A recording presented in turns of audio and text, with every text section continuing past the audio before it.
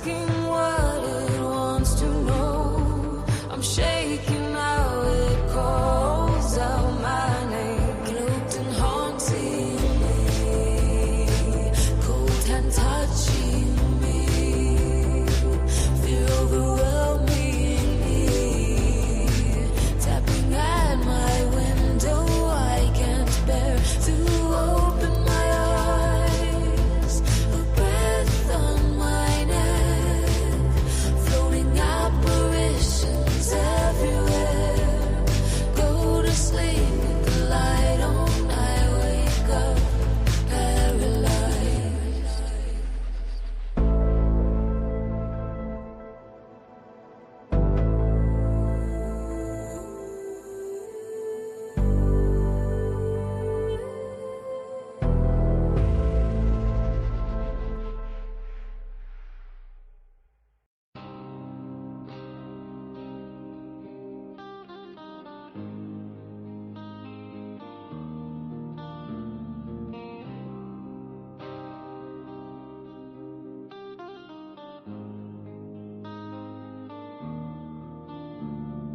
Pen to paper,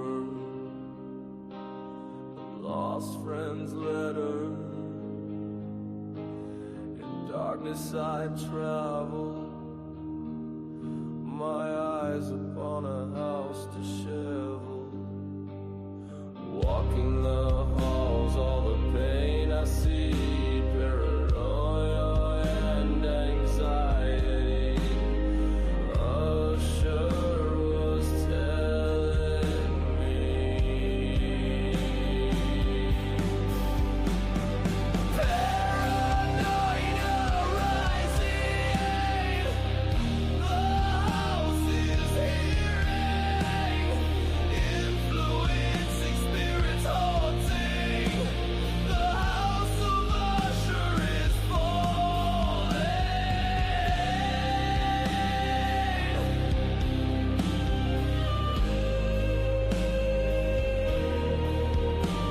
I can't how it can be, the house the leaves it's possessing, books and songs to help calm, the words brought sounds from beyond, mental illness growing thin, something's under his skin, what is he hearing?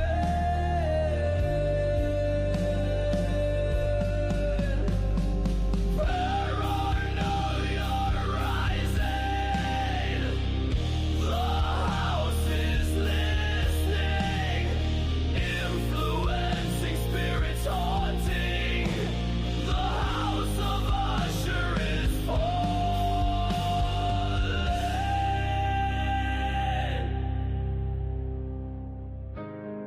Plan's not fair, we left her there, a tomb cold, but for her it could not hold.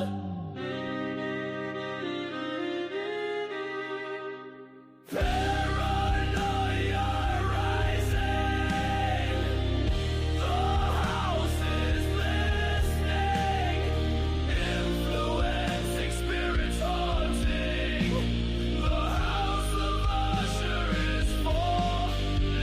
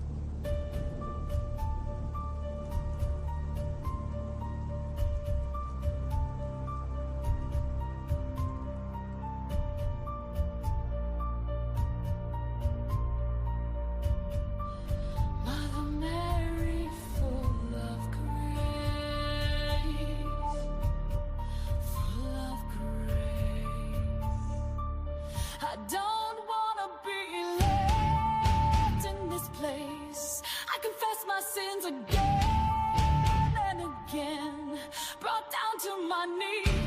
Please, Father, set me free. I know you see all the pain inside me. Rosary, Mother, Mother Mary, can you help me? Please, God, don't forsake me. Remember me, remember me. Holding on tightly to my rosary. I'm a sinner, from cradle to grave. Jesus, I hope it is I that you save. The tears I've cried regarding my life, please, Lord, don't cut me out of the book of life. Rosary, Mother Mary, can you help me? Please, God, don't forsake me. Remember me, remember me. Holding on tightly to my rosary. My repentant heart bleeds, my spirit cries. I'm completely dying inside. My sins are great. I dread the fire lake. Forgive me. What will it take? Reach for me, oh Lord, in my weakest moment. All of thy own. Rosary, Mother Mary, can you help me? Please, God, don't forsake me. Remember me, remember me. Holding on tightly to my rosary. I am guilty and filthy. Forgive me, take this pain away. I know I stray. My soul is tired with heavy burdens, no clergyman redemption. I stand alone, my sins ingrained into my bones. Heaven or hell, where will my soul dwell? Eternity is waiting for me. Jesus, I beg, have mercy on me. Rosary, Mother Mary, can you help me? Please, God, don't forsake me. Remember me, remember me. Holding on tightly to my rosary. Mother Mary, can you help me? Please, God, don't forsake me. Remember me, remember me. Holding on tightly to my rosary. Rosarium, Mater Maria, potensne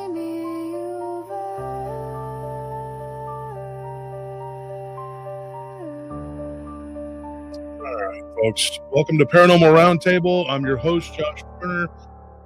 This is PRT. Join us in the real reality.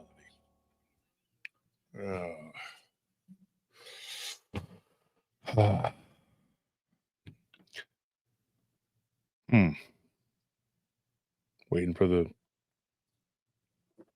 thing here. But y'all don't see what I see. I couldn't see the comments. Dude. So, like it says in the description, what do we got? What did it say? Werewolves, ghosts, and gargoyles. Gargoyles. It's gonna be a lot of weird stuff. We're gonna talk. We always talk about weird stuff, though. That's what we do. We talk about weird stuff. And then we got to get some people in here because then everybody's going to show up late and be like, "What's going on? Well, I missed it. Why is it talking to stuff? Who's that?" And they're not going to know what the heck is happening. That happens a lot. Yeah. Happens a whole lot. Ask questions that have already been answered. Yeah. You could have paid attention, but that's, saw that we were on. No, you had to go feed your kids or whatever.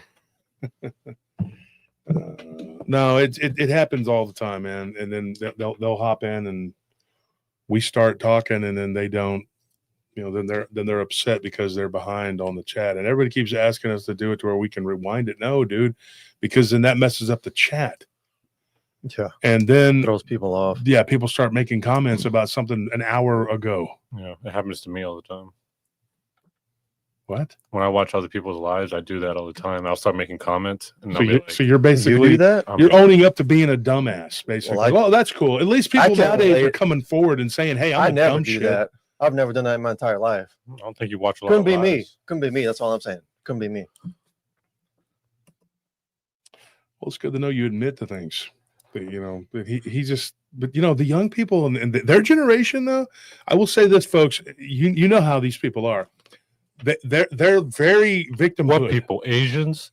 Oh yeah. Okay. keep trying to do that. So, no, not. I'm talking about your whole damn generation. Their victimhood knows no bounds.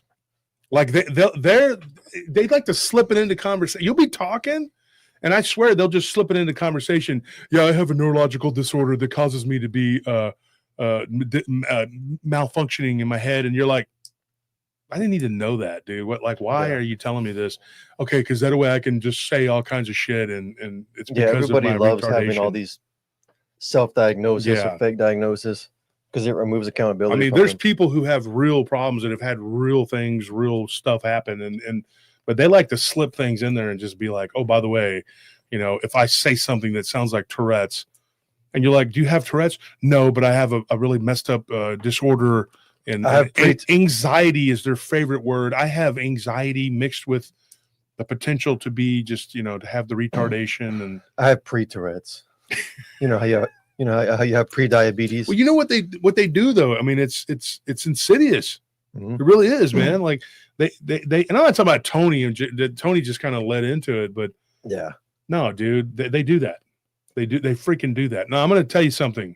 I interviewed a lady. It was last week. It was last week. Time runs together sometimes for me because I'm working all the time, constantly working my whole life. But this lady, I was talking to her and she was giving me an encounter, and her son got on the phone. It went sideways real fast. Mm-hmm. Now, to her credit, she didn't just go, "My son is just a great kid. I'm just gonna," and she didn't start cutting for him and making excuses for him or whatever. She basically told me. And of course, I'm not going to say who it was, but she did tell me kind of off. She says, "Yeah, full disclosure, my son has a really bad attitude," and I'm like, "You think?" Because he just told me straight up. He goes, "Look, I'm just going to say it like this." And when somebody does that, you're just like, "What are you going to say?" Yeah, you're already preparing for the shoe to drop, and I'm like, "What do you want, dude?" Like, and of course, he tells me, he's like, "Well, I just got to tell you, I have a neurological disorder." And when he said that, I thought, you're like the 12th, young generation person that's told me that this week. Every time the guy serving you at the freaking, juice land, the smoothie, whatever. I don't know if this is going to work well because I get triggered when I see the chocolate powder. I don't know what, You know who never has like insomnia or anxiety or depression?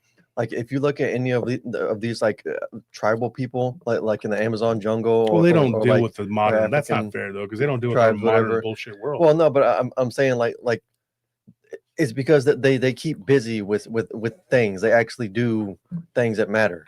Like that they don't have all this. Oh, I can't sleep. Oh, no, they're actually doing, like they're fighting for survival. Like we have it too easy. So what the guy did was he said, I'm going to tell you right now that I get triggered easy. He goes, so if you're going to say things, and I'm like what? And he goes, well, I'm not going to say those words because it'll trigger me. I'm not even joking, man. This guy, I thought he was trolling me. Like I was sitting there, I started laughing and I waited for him to laugh. Didn't happen. I was like, oh, wow, you're serious. And then his mother gets on the phone and is like, yeah, he's been on this whole thing. I'm like, yeah, him and his friends are kind of that way. And I'm like, his friends. So they got together in a group and made a conscious decision to do stupid things. This is what they do. This is how you're going to live your life. Is that a group you can join? You can just join and become. Well, we know about one neurologically group that does inept. that. We have a group that does that. They say crazy things. They say that my business partner's nephew has fired me, and somehow Anthony was promoted over me, and But he gets paid less, I guess. And somehow this happened without my knowledge. and then on top of it, him and Maddie are going around spreading vicious rumors about it. Yeah. So we got what, 205 in here? Okay, so People my age have they're really good at diagnosing themselves, but they don't do anything to fix it. yeah, well, it turned into he couldn't talk about what he had seen and just listen to his mother. And I'm like, okay, then why did you get on the phone with me? Yeah, why waste my And time? then I have a free hand to say whatever because he doesn't watch the show. I was like, so do you watch? He goes, no, it's too triggering. There's just too many things that can go wrong when I watch that show. And then he kind of snickered, and I thought, any moment now he's going to tell me I'm being punked. Like, it's a joke, right?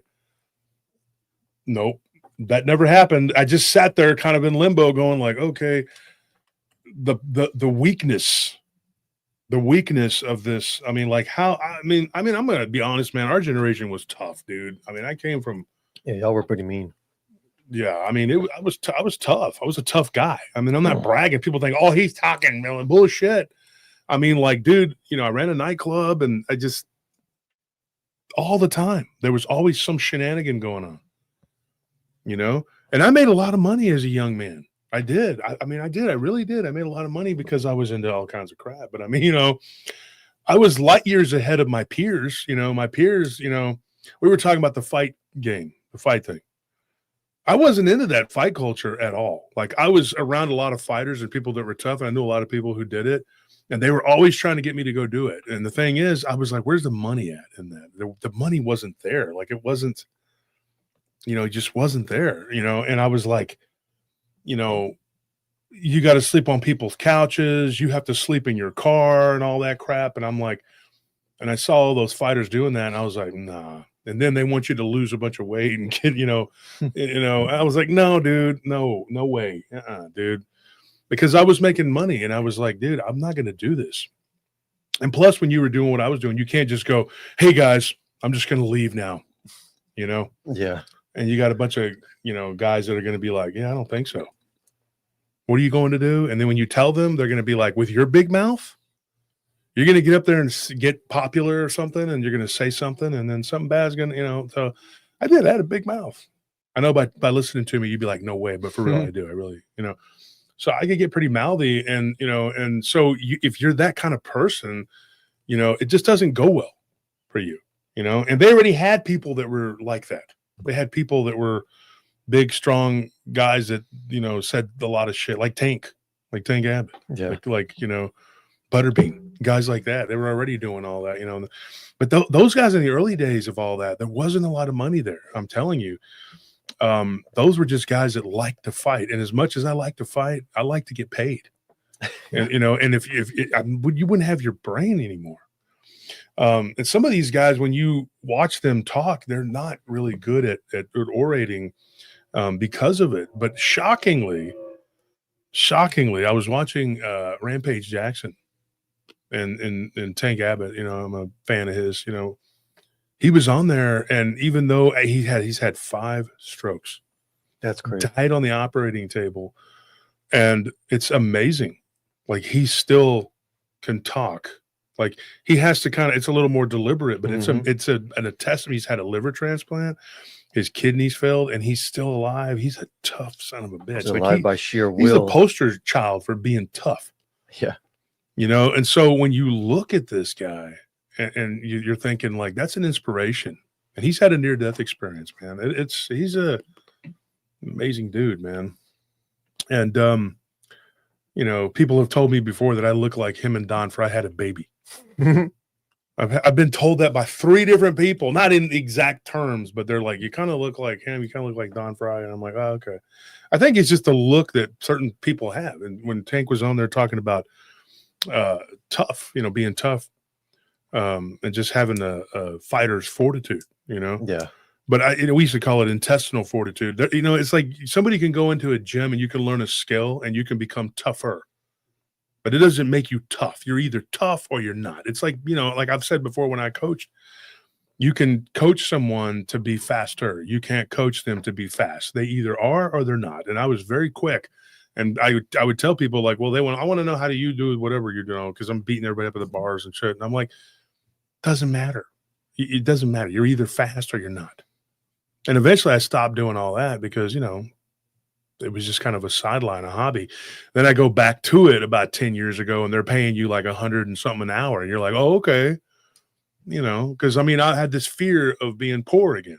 I didn't want to be poor. I lived in my car. And so taking fights, just to make some money, going to venting and doing crap like that, and, I like to bang heads too, but I don't need to get more concussed, and not make, just not make a healthy living. And now these guys in the UFC, dude, they're making ungodly amounts of money.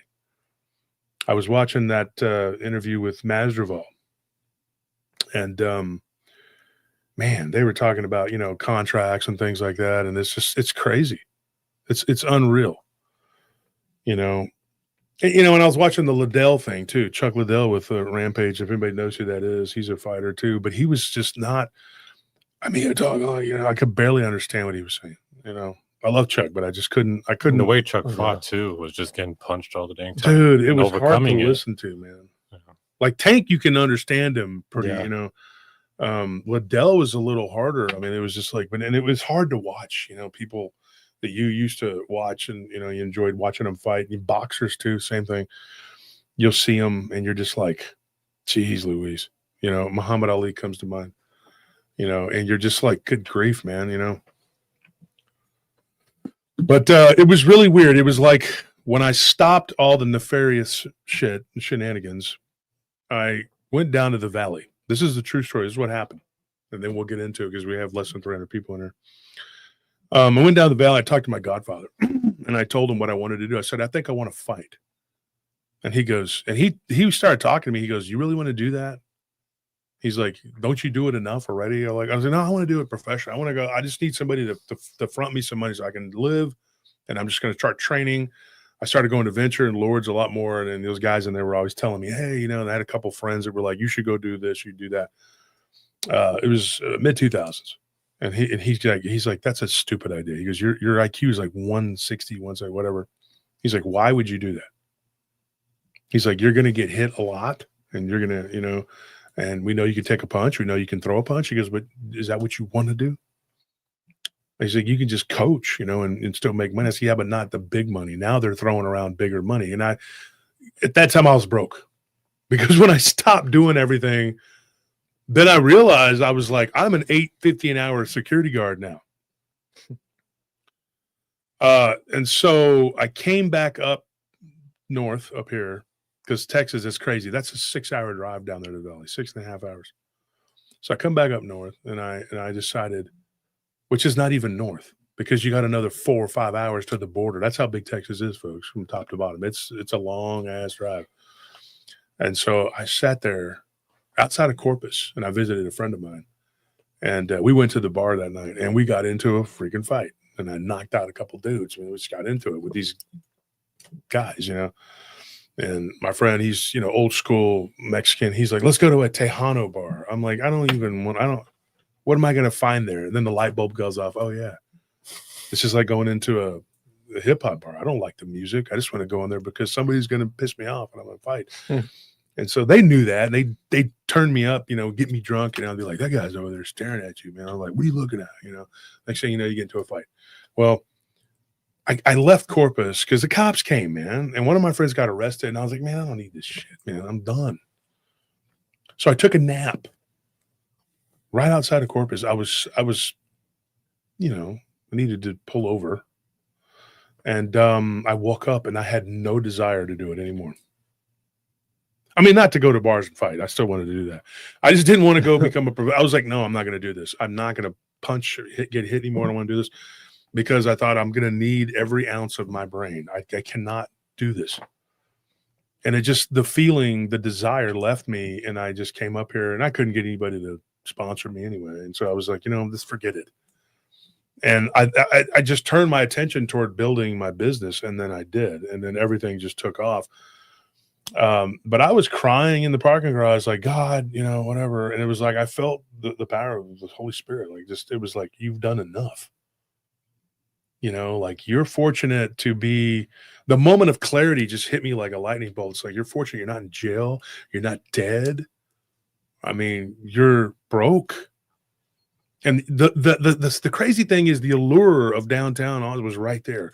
I could walk to the edge of that parking garage and look out and see the whole thing and know that I knew everybody in there, and it was just like plug in and play. I could literally just walk out of that garage and walk down 2-3 blocks and go, hey, let's do this, and fall right back into a life of crime. And I didn't do that. I did not do that. And I prayed and I prayed, and I felt this pressure on me.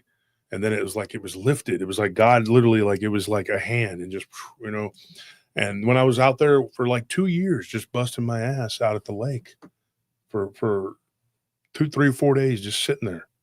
And of course, Tony, your stepdad, he calls me, he's like, hey, he tried to get me to go. He goes, there's some money to be made if you want to go, beat this mutant up over there in Louisiana. And I said, dude, the last time my father was a guy, he looked like Blanca from Street Fighter. I'm not even joking. And he was obviously mentally, something was wrong with this guy. Yeah. Red-haired Nephilim guy.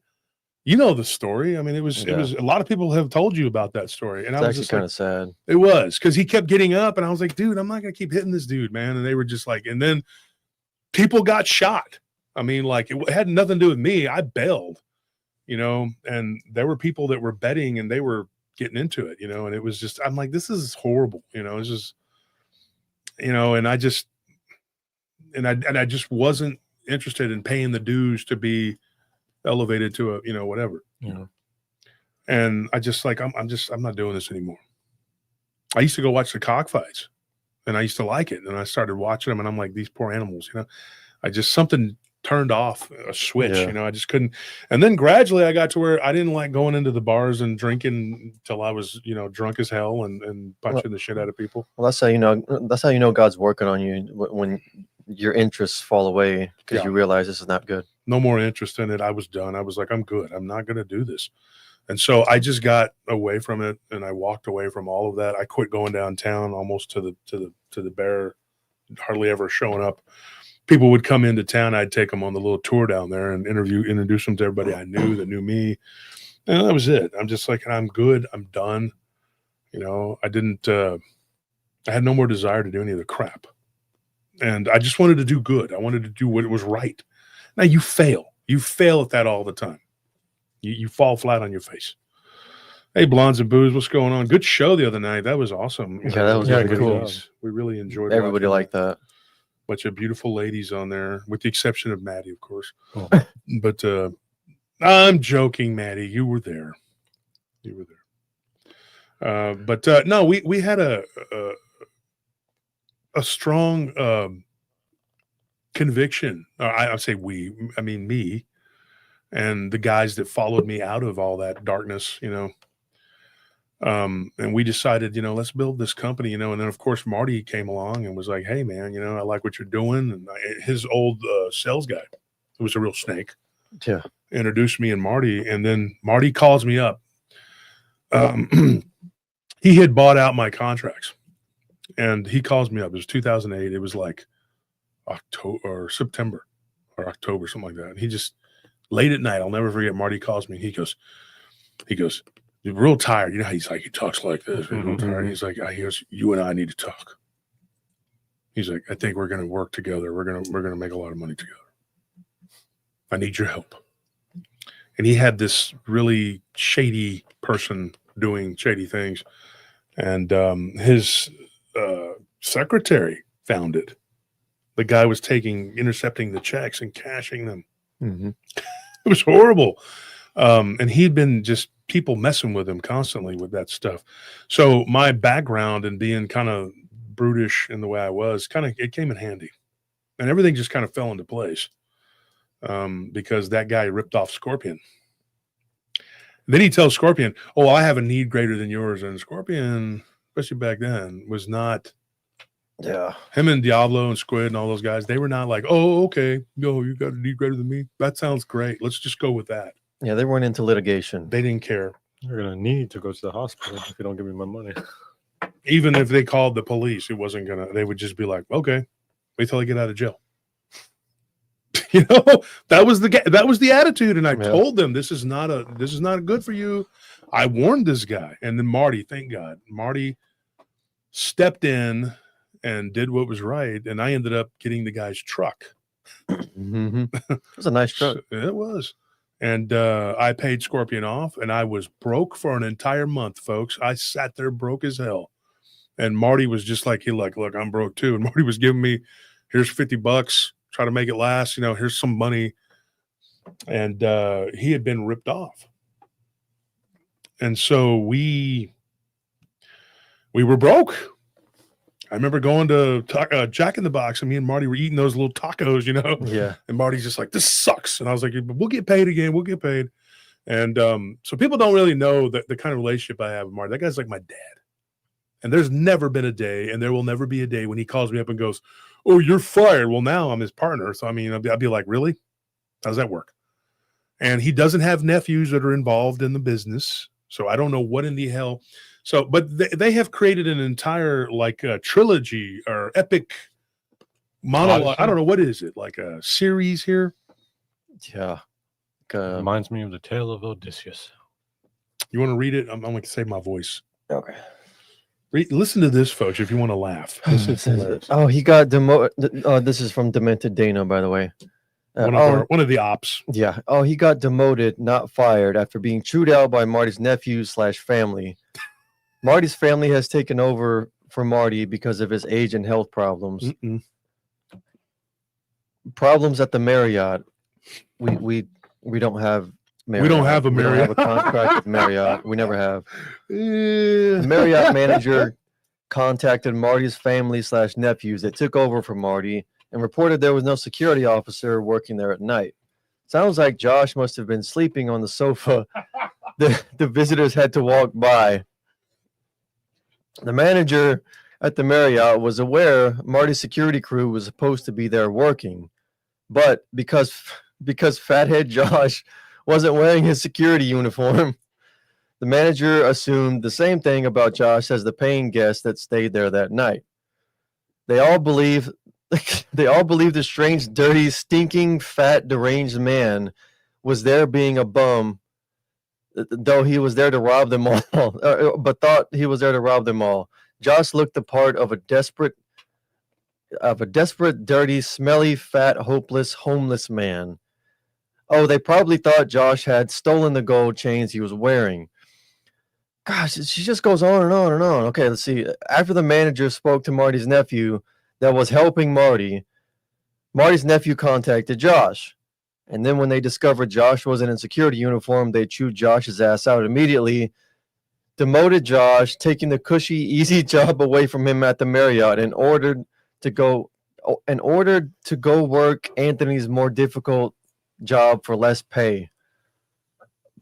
That's amazing, Dano. That's amazing that you know like these inner workings of my life that I don't even know.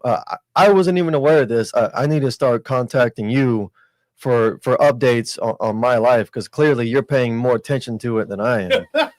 You got the inside scoop. Yeah. You know, you got the inside PRT scoop. Now here's the kicker.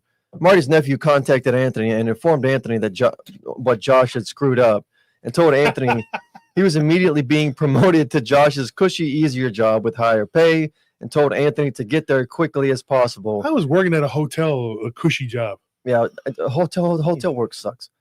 As quickly as possible, as Josh was being sent to do Anthony's more difficult job for less pay.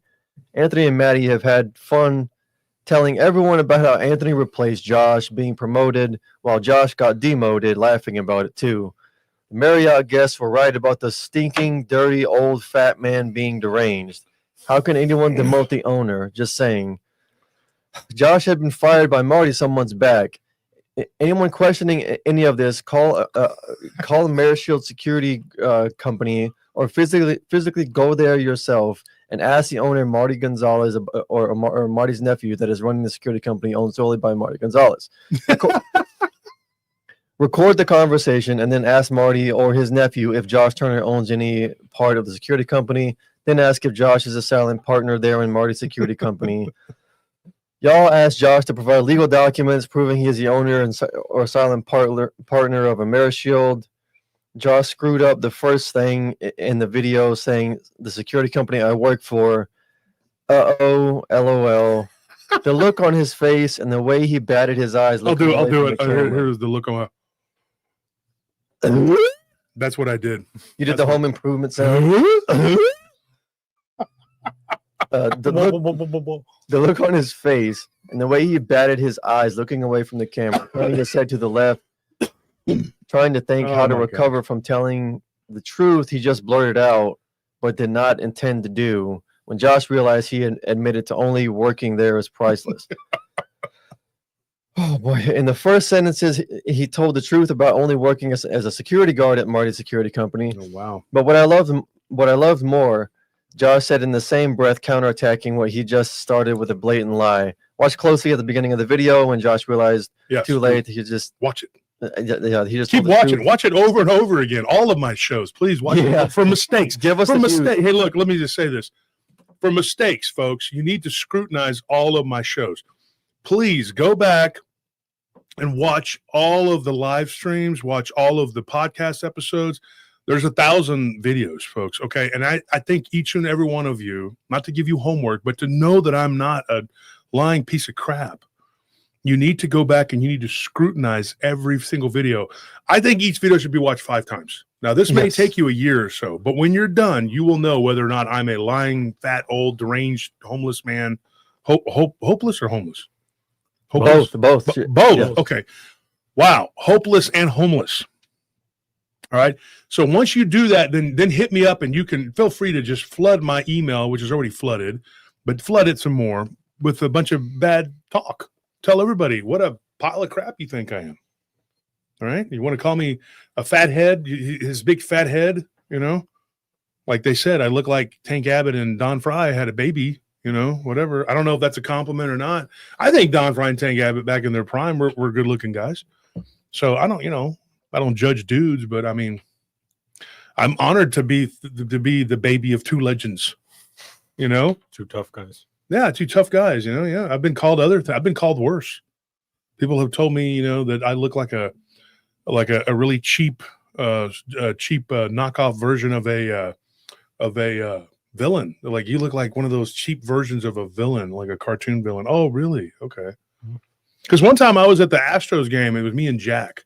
Well, we had some other people there, but me and Jack were sitting right there, and they were playing Bad to the Bone, and they put us on the Jumbotron. It was me and Jack. Me and Jack were like, "Oh, cool," because we were bad to the bone, I guess. But you know, we look like cartoon bad guys. Somebody told me you look like cheap versions of a cartoon. I don't even know what that. Why would it be a cheap version? Let me see the phone. Is there more?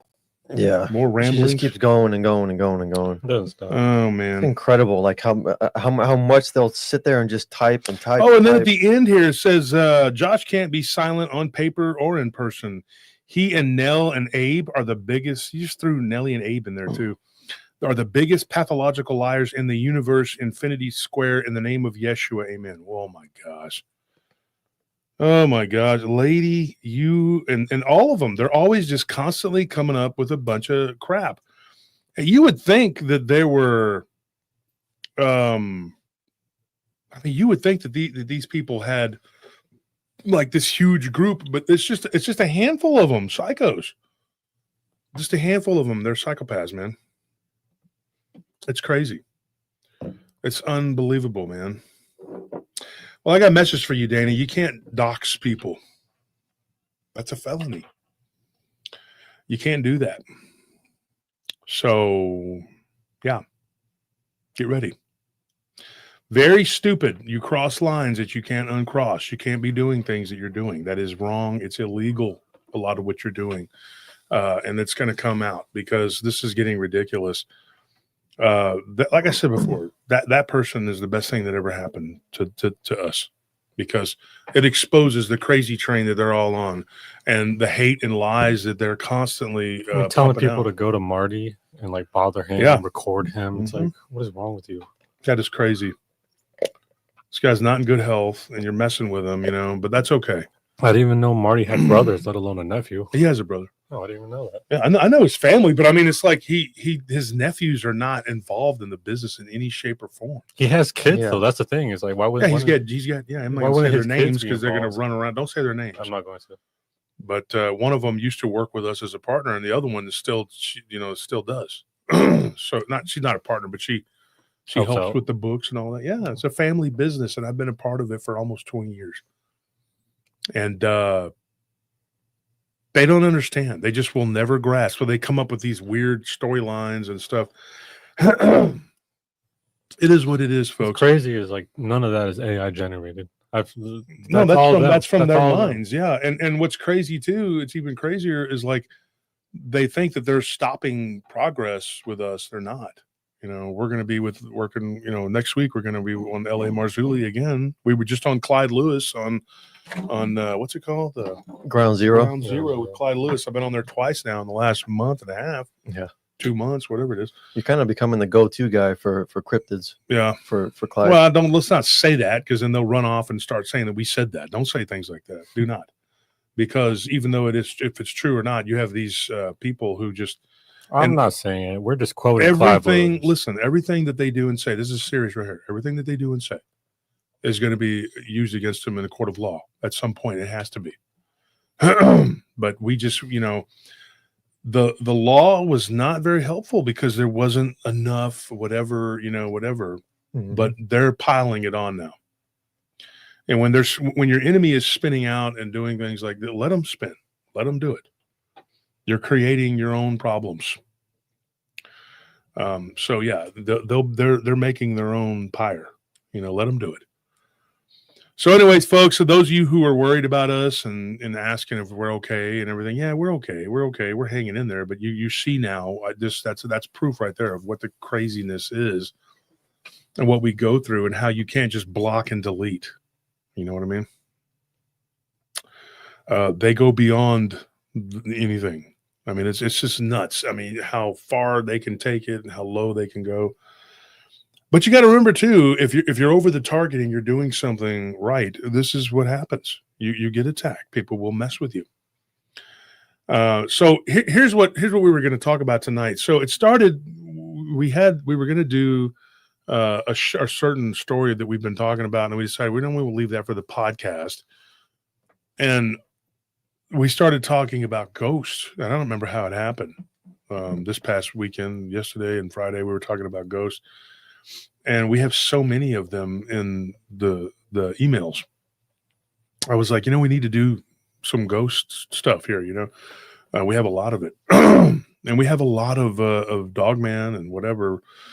But when you were a baby, now I don't remember how it came up. When we were talking about the house that you lived in as a newborn. Yeah. That house was catty corner from the house I lived in as a kid. And I just remember, when Anthony was born, that house had a ghost in it, a spirit. I don't know if it's a ghost. You can, who knows? But I ended up like staying there temporarily with my mom and dad were separated and my mom was the first to live in that little house out of our family. Then my mom moved into a house about 4 times the size of that house, catty corner, huge yard, huge house. It was a nice house. I lived there, when I was a kid with my mother for a while. And we got out of this area that was kind of bad. And so I was okay living there. There was something in that place too. Something there, you can kind of feel it, but it wasn't like that little house. That little house had something. I remember being like 14 maybe or something like that when my mom lived there. And maybe I was 13. I was 13. That's right. And my mom had just moved there. My parents were going through a very bitter divorce, very bitter. And these nights that I had to stay over there, it was like my mother's nights. Like she had me, I could stay with my mom or whatever. Oh, and I hated staying in that house. And it wasn't because of my mother. It wasn't because of my sister. It wasn't anything like that. It was because that little house had something in it. And there was only one real bedroom. And then there was another room that they kind of turned into like a makeshift bedroom. Are you okay? You're falling out. You look like you're falling asleep. He's like, He always looks like that. This guy's so boring. I don't know why people are here watching him. I think you're just seeing things. Leave, people, leave. It's horrible. He's been fired at the Marriott for being a fat homeless guy. And there you go. So anyways, the I think the most shocking thing that happened to me there, because I've never really talked about that house, and it came up. I tell you why it came up. It came up because I was interviewing. God, what was that? The woman from not Marble Falls. We were driving through Marble Falls. We were going through Spicewood, and we were talking about that guy Carl from the vape shop, his alien abduction. Yeah, he was my brother's friend. He told Nellie that story, and because I was busy talking to a friend of mine there, and he was telling my wife, and my wife got it all, and she told me about it. There was she saw a Thunderbird. Oh, yeah, like a yeah. giant bird Like right this there. 15, Okay, so 20 I'll foot tell you wingspan. that one in a minute. Yeah, that one was. Thank you for that donation. Wow, we appreciate that's that. very generous of you. The second donation of the Thank night. you, Nicholas. What was that town? What was it called? Is it going out there towards Marble Falls, Spicewood area? Yeah, when we West? were coming back from Marble Falls, what going down was it? 71. Let me see. I'm looking up on a I map. can't remember what town that is. It's a little side. It's a little Mhm. nothing, but there's a river right there. What's an offshoot of the Colorado? Yeah, donations are not expected, but they are appreciated. We really do. Now nobody's going to donate now because somebody gave us 100 at the beginning of the night. That's it. They're like, oh, we don't need the help now. Well, He My made work $70 here is done, folks. because YouTube takes 30%. So like, oh no, well, he made it. He's good. He's got this one, folks. Don't worry. He'll blow up the Death Star on his own. Thank you for that, Nicholas. The rest of us can just sit back and he'll fight the Empire. So what was that one called? That's gonna drive me nuts. Dude. So, anyways, her name was Is it Granite Shoals? Shauna. Granite Shoal. No, not Granite. Granite Shoal is another one though. There was a guy that had a 'Cause it was Bigfoot out there story. by Buchanan, right? No, it's past Marble Falls on 71 between Marble Falls and Austin, going towards Spicewood. Okay.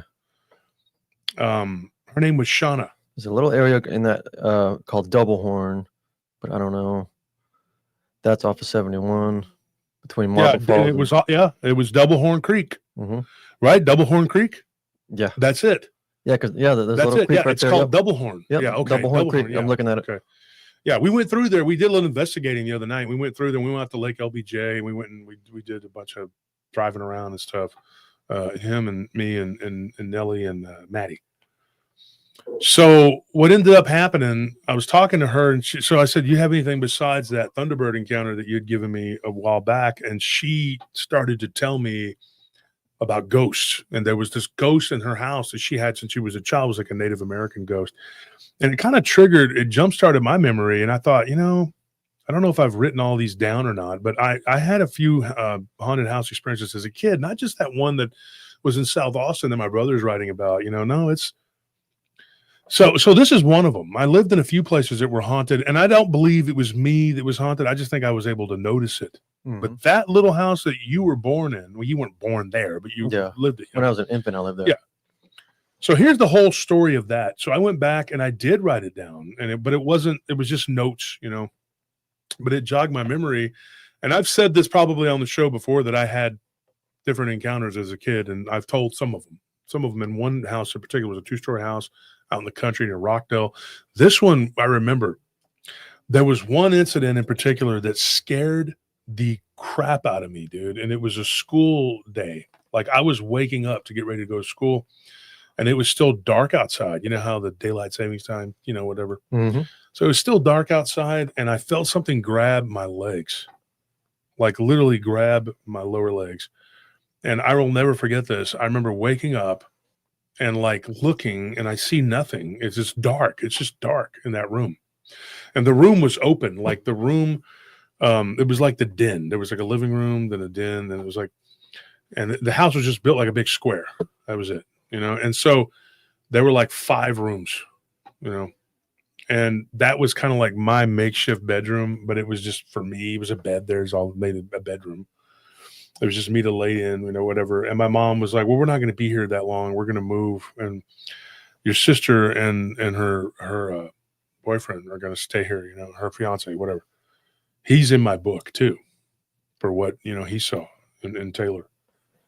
So we were, you know, it was supposed to be temporary. And I was like, well, I thought, well, I mean, I'm probably going to end up living with her because I couldn't live with my dad at that time because he had gotten remarried and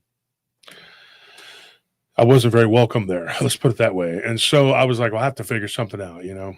And so I had a really bad day, you know, really rough day. You know, when your life is very turned upside down, you don't know where you're living from day. It's pretty rough. And so all that energy that was on me, it was nervous, anxiety fueled energy, you know, and I think that this entity was attracted to that and it grabbed my lower legs. And I remember looking and I was like, I can't move my legs. And I could lift my head, but it wasn't sleep paralysis. It was just like this thing, it moved up my body and my body was starting to go numb everywhere. And I felt this cold sensation on me. And I remember just thinking, dude, you know, I know this is, at first I was thinking maybe it was like a physiological thing. And I thought, no, I know this is a spirit. So I talked and I was like, I know you're there. You need to leave me alone. And of course I was a big, back then, I always prayed and I was like, in the name of Jesus, release me, you know? And it did, it let go. Not right away. Like the first time I probably didn't say it with a conviction and I wasn't like really being, I was kind of scared, you know, but I said it again and I was like with force and emotion. Thank you, Lawrence, for being a member. And it just basically released me. And I remember looking and seeing a light go off and on in the kitchen real quick. And I was like, what the heck was that? Well, I had a lot of history with this little house. And I'll tell you what happened. I was playing baseball at that time too. I'd always played baseball every year, baseball, football, whatever. And the garage, I used to take a tennis ball and throw it on the side of the garage. It wasn't connected. It was like a garage. It was separate. Oh yeah. And so I was there throwing the ball. And I remember at one point I threw the ball and I heard my mother yell. And she was like, stop that. And I was like, I can't do anything, you know, I'm going to get, you know, so I grabbed my ball and I was like, fine, you know, like, let me stop because I was using it to practice fielding and stuff, you know. And then finally my dad bought me this like trampoline like thing and you throw it and the ball bounces and it goes all kinds of ways and you practice your reflexes and stuff. And like I said, I was always pretty quick handed, so I could do it, you know, and just I got better and better. And I was a pretty damn good fielder. I was a really good hitter. And so I threw the ball and it was, you know, bouncing off of the wall or whatever. And I thought, well, my mom is mad because of the noise. And I go inside and she was just like in there watching TV. And I was like, well, I'm sorry, I made noise, whatever. She was really on edge and I felt kind of bad because her and my dad were fighting all the time and I didn't want to piss either one of them off. They were so emotional about everything at that time. And she was like looking at me and she's like, what? And I was like, you said you wanted me to stop. And then she, in typical Marianne fashion, she's like, I don't even know what you're doing and I don't care. So I was like, oh, well, it must have been a ghost. And so, I mean, that's literally how I thought about it. So I just walked back out and continued throwing the ball and, you know, doing what I did. It was like a monotonous sort of brain cleaning exercise. You know what I mean? It kind of makes you feel better. It was like therapeutic. Therapeutic. Yeah. And so I was like, well, whatever. I guess she's not mad, you know? But you kind of got that sense that it was something. And then one day, like, I think it was like the very next day, like I go out there after school and I threw the ball. And I remember I was like 13. I think I had just turned 13. Like I was like, you know, and it was like I threw the ball and it was crazy. You know, I'm talking like we had just gone back to school. It was like September, right? And I threw the ball and I caught the ball and I was standing there and I heard boom, boom. from inside the garage. Like, and then I heard it again, boom. Like the noise that I had made with the ball was being made in the garage. Yeah. And I was like standing there and I was like, you know, and I mean, at that time in my life, like ghosts weren't the worst thing. You know what I mean? Like, it was like I hadn't seen a werewolf or whatever that was when I was 15. I hadn't seen that yet. That's not, it wasn't even. So I walked over there and I opened the door and I looked in, you know, and I'm like, you know, a 13-year-old kid. I'm like, hello? And I heard something shuffle and kind of move from the back. To this day, I don't really know what I saw. Like it looked gray. And it's going to sound weird. The only thing I remember about what I saw was like part of a furry gray leg and kind of like a big, long, elongated foot. That was all I remember. I don't know if that Like was even animal's leg or a kind of, person's yeah, furry because leg. it was furry, but I mean, it wasn't like it was the size of a person. You know, it wasn't the dog man thing. I don't know what it was, but that's kind of what it looked like. But then again, I don't know because I closed the door so fast and I got out of there so quick. So I waited, and then about 6 o'clock, my sister's fiance came with my sister, and they always came over to eat. They were living down the road or whatever, and then they ended up taking that place over. So they came. My mom and them always ate dinner whenever my mom was off, and so she was off. So I knew they would come. So about 6 o'clock, he shows up, and I tell him, I said, "Hey," I was like, "Can you go in the garage with me, man? There's something in there." And he's just like, "Really?" So he goes in there and we turn the lights on. He just starts looking around and he's like moving stuff. He's like, there's nothing in here. Then as we're walking out, I didn't hear anything. I heard nothing at this point. There was nothing from me. But he turns around and was like, what was that? And I was like, what was what? He said, I heard a growl. And then he goes, man, F this. And he walks out. You know, he's from a very superstitious Mexican family. And like he saw that wolf-like creature, you know, years before I did. And that week was the week that he told me the story about what he had seen the first time. And I guess I didn't really like pay attention or whatever. I was just like, oh, okay. It had nothing to do with what I had ever seen, you know? And I was pretty like set against, I didn't believe in this werewolf. Yeah. I did not. I was like, you have to show me this. And and I did. I ended up seeing it, but nobody, like everybody that had seen it before that, then all those memories started coming into my mind. And I was like, holy crap, there were all these people that had told me about this. And I never believed in it. And honestly, Daniel, my friend that saw it, you know, that he's told you guys about it many times, but he was just like, he didn't believe in it either. We were roaming all over the streets. We didn't care. We were getting locked up. We got locked up like 4 or 5 times as kids. Well, because when you grow up being told that the hombre lobo is gonna get you, you know, because you're not listening, because you're running the streets, and you keep doing that, you keep running the streets, and you don't see these things, you know, that your abuela or that your tia told you about. You're like, oh yeah, they're just telling us that to scare us. Yeah, it's a cuckoo in the closet. Yeah, and you keep not seeing it, not believing until you do see it.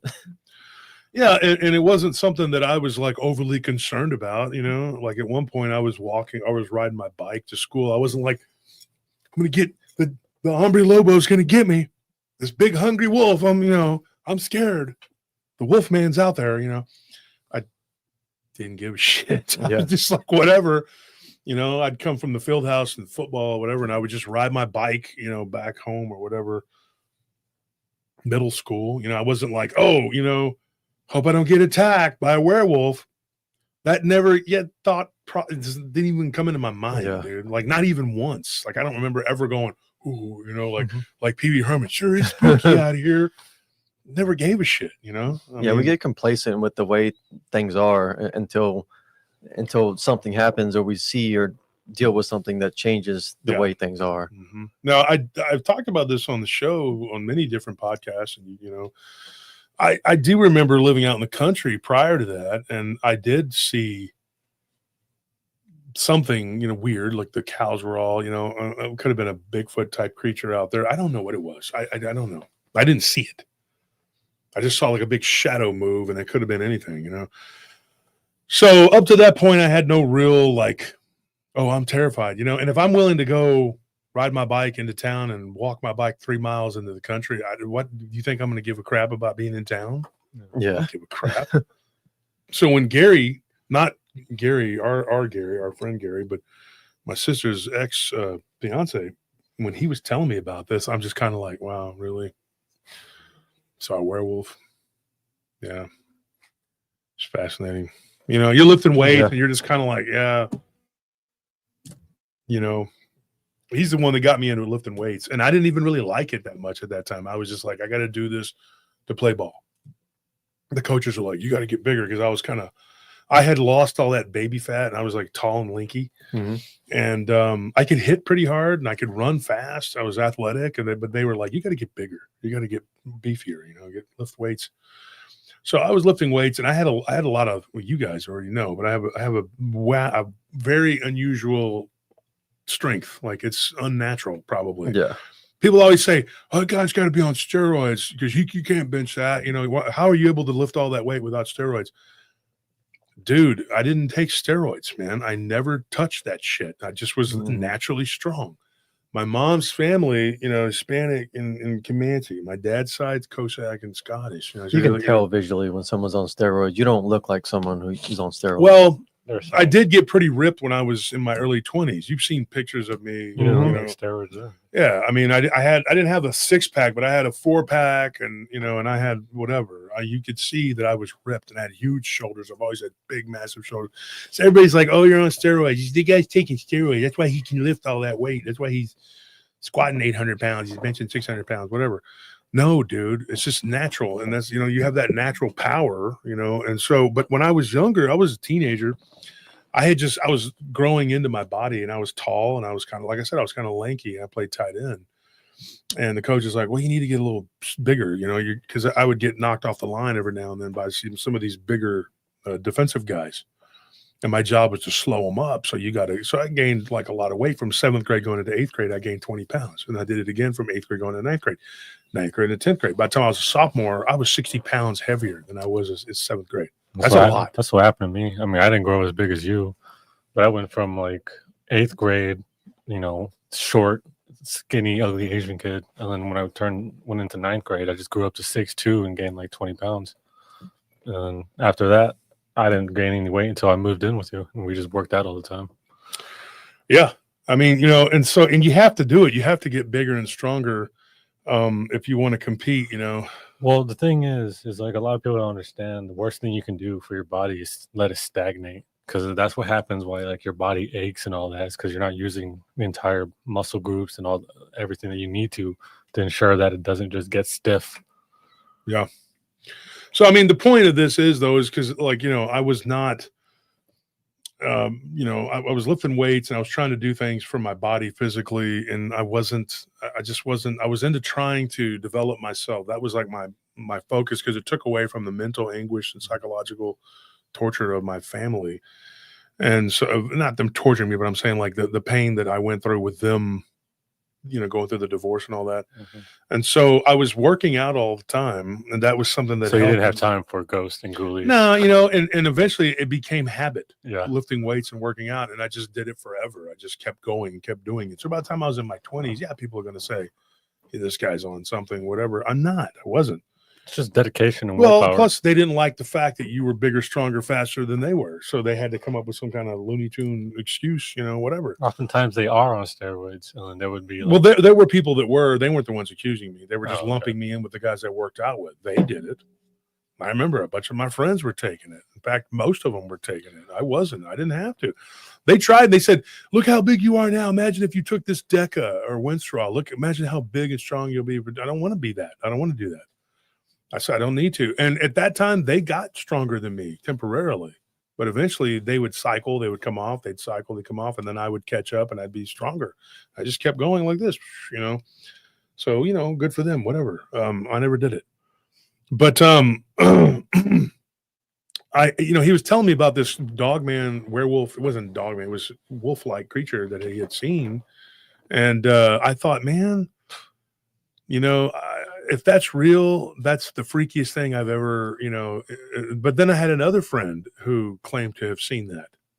And then still more friends that claimed to have seen weird canid type things. And, you know, my friend's grandfather, all these people were telling me all this stuff. And I was just like, yeah, I still didn't really believe it, because I just thought, how does that work? You don't. Then now we know what we know, that it's like some sort of spiritual, metaphysical, whatever, possibly. But that time I didn't know, and I didn't know how it worked, and I just wasn't interested in that. And I know that our house that I was there at that time was haunted. I knew that because there was something there, and I saw something briefly in the garage, and trying to recall it from memory. I don't know what it was. That's all I remember seeing. But then your mind may just create something, to fill that void. But that's what I remember. That's how I recall from memory. Now, there was a really weird incident that happened there. Now, here's what happened. Get this. My mom moves into that house, catty corner to that house. So I ended up coming to live with my mother because my dad and me and my stepmom couldn't get along. And so I ended up living with my mother. My sister, one of my sisters, her and Gary, end up living in that house, in that small house. And like I said, he's in my book or whatever. That house was haunted. And one day we're eating dinner, and Anthony's mother, my other sister, she came over, and we were all eating dinner. And we were all there at the table, all of us kids, and we were together. And it just came up. My sister's just like, yeah, there's something in that house. Like, she was very, just like abrupt with it. Yeah. Because her little dog, she had it was a cute little dude. She had a Shih Tzu named Gizmo. And Gizmo was growling all the time and freaking out, and stuff was happening. And so anyways, that dog, I remember when he died, it was very, very sad. I mean, like, I'm just very, it was horrible. I was just thinking about it. But anyways, Gizmo was always growling. And so sometimes they didn't want to leave him alone. So they would like let us babysit him and stuff. And he would play with my dog. I had a little fox terrier named Max, and they would play together and whatever. And then I would go over to their house sometimes and just watch, because they would go and do stuff. And the reason I had to is because when he was young, he would jump up on the back of the couch. He fell and hurt himself. And so he had to wear like a little back brace, and he was still pretty young. He was only like a year old. So my sister told me, she's like, can you come over and watch him? I got to go to the grocery. Because at that time he had to be watched. And I lived right across the street or whatever. So if I was home, which a lot of time I wasn't, I was doing stuff, but she would tell me we didn't have cell phones back then. You call, answer the phone, you're home. Right? Hey, can you come watch the dog? So I did. So this is one of the weird things that happened there too. And this was really weird. And I was sitting there with Gizmo, and I took my dog Max over there, but I knew better than to do it again because they kept trying to play. Yeah. And Gizmo was hurt. He couldn't. And I was like, okay, Gizmo, don't do that. And he's like trying to, and I'm like, no. So I go to the restroom. I hear people talking. I hear the door open. You probably know where I'm going with this. And I hear all this, and I hear grocery bags. And I thought, oh, okay, my sister's home. So I come out and I'm like, hey, because I had asked for something. I remember what it was. And I said, hey, did you get the blah, blah, blah? And she's like, no. And I heard it in the kitchen, right? And I said, oh, man. So I walk in there, and there's nobody in there. Like, I heard somebody answer me. The dogs were barking, and they were right there. Well, Gizmo was in the restroom because I had to make sure he wasn't playing. And Max was, was still out. Yeah, and they were barking and growling. They had a cat. The cat was freaking hissing and acting weird. And I was like, what in the hell? So that was so weird. So then when my sister came home, we had a conversation, and I said, hey, this is house, man. You got something. She's like, I know. And now back then, and Tony, you probably don't remember this, but back then everybody had water beds. If you were a young couple and you had some money, you got a water bed. You get a water bed, And her boyfriend, her fiance, he was making really good money at this construction company. My mom worked for that company, whatever, and she was doing really well. And he got a job, and they were doing work at the Capitol. A lot of weird stuff too, man. They were doing excavation underneath it, and they found all kinds of weird stuff. Weird stuff. But that's another thing. But anyway, he says, yeah, there's something here in this house. We'll be laying on the waterbed, and you'll feel something move. So then one night my mom had gone out of town, and she didn't trust me. Now, with good reason, because I'd run the streets. So she was like, you're gonna have to go stay at your sister's house. And I'm like, man, I wanted to stay home by myself because Cause chaos. yeah. But then other times she would go off on a trip and just leave me there anyways. It was just hypocritical, whatever. But I think that time I was getting in trouble. So she's like, you gotta stay at your sister's house. So then they went to work in the morning and it was like summertime. No, I'm sorry, it was winter. It was Christmas break, whatever. So they went to work and I was at home. And I had to be there. My mom had to go out of town. So I was stuck at that house. And I was laying on the waterbed because when they went to work, I'd run in there and go jump in the bed. And I did. I felt it. I felt something lay on the bed and move. And the dog started growling. And they had a little parakeet. And the little parakeet started making noise. And I was like, whoa. And sometimes I would see stuff like move out of the corner of my eye, but I didn't get a good look at it. And then there was another incident. Shortly after that, my uncle Jaime moved in, him and his girlfriend Joanne, and my sister and them. They moved out, and it was just my uncle and his wife for like a little while. It was just them, and they took it over. And the rent was super cheap there. That's why it was so cheap, even for that time, even for that town. It was cheap. So it was practically nothing, And so they moved in, and I can't remember if my sister and Gary, they stayed with them. They let them live there for like maybe a month and a half before they moved, and they got an apartment, and then they got out of that house. So I went over there to eat one day, and my uncle's girlfriend, she made a big pot of soup. And I remember this was weird. This was a really weird thing. Like, I don't, can you give me something to drink, please? And I was sitting there watching TV with my uncle, and she was in there getting up to go stir the food and then go back. And then she tells me, hey, you want to go and get a bowl of soup, whatever. And I said, okay. And I walked in there, and I remember the pot of soup being like this big metal pot, right? It was full because my sister and them were going to come over. Oh, no, we were going to go to my mom's place across the street. Mm-hmm. So I was going to help my uncle carry it. But it was so heavy and so big that we were like, we're going to spill it, and like maybe we should just eat it and then take it over there. And then your mother and your dad and you as the baby, you were, whatever. Yeah. Or you weren't a baby. You were a toddler. No, you were in the womb. Oh, okay. Yeah. And so she was pregnant with you. So they were all, and my other sister had moved to her apartment, so that we were all going to go and eat this food at my mother's house. So my mother calls over there, and I was like, yeah, we're going to bring it. So we all ate a bowl to lower it, right? I go in there to the kitchen, and Joanne is just like gasping. She's like, what the heck is going on? And she's like, and I look, and there's only like this much soup left. Mm-hmm. We each had like a little bowl. Like it was, because I remember commenting, like, this is not going to lower it very much. Yeah. You know what I mean? It might lower it a little bit. You get some of the water out of it, whatever. But then because it was such a big, heavy pot. And that house was too small. The table, you could hold like 4 people, And so I was just like, how the heck did that happen? That was the first time that I realized how spirits could manipulate, like 13 years old.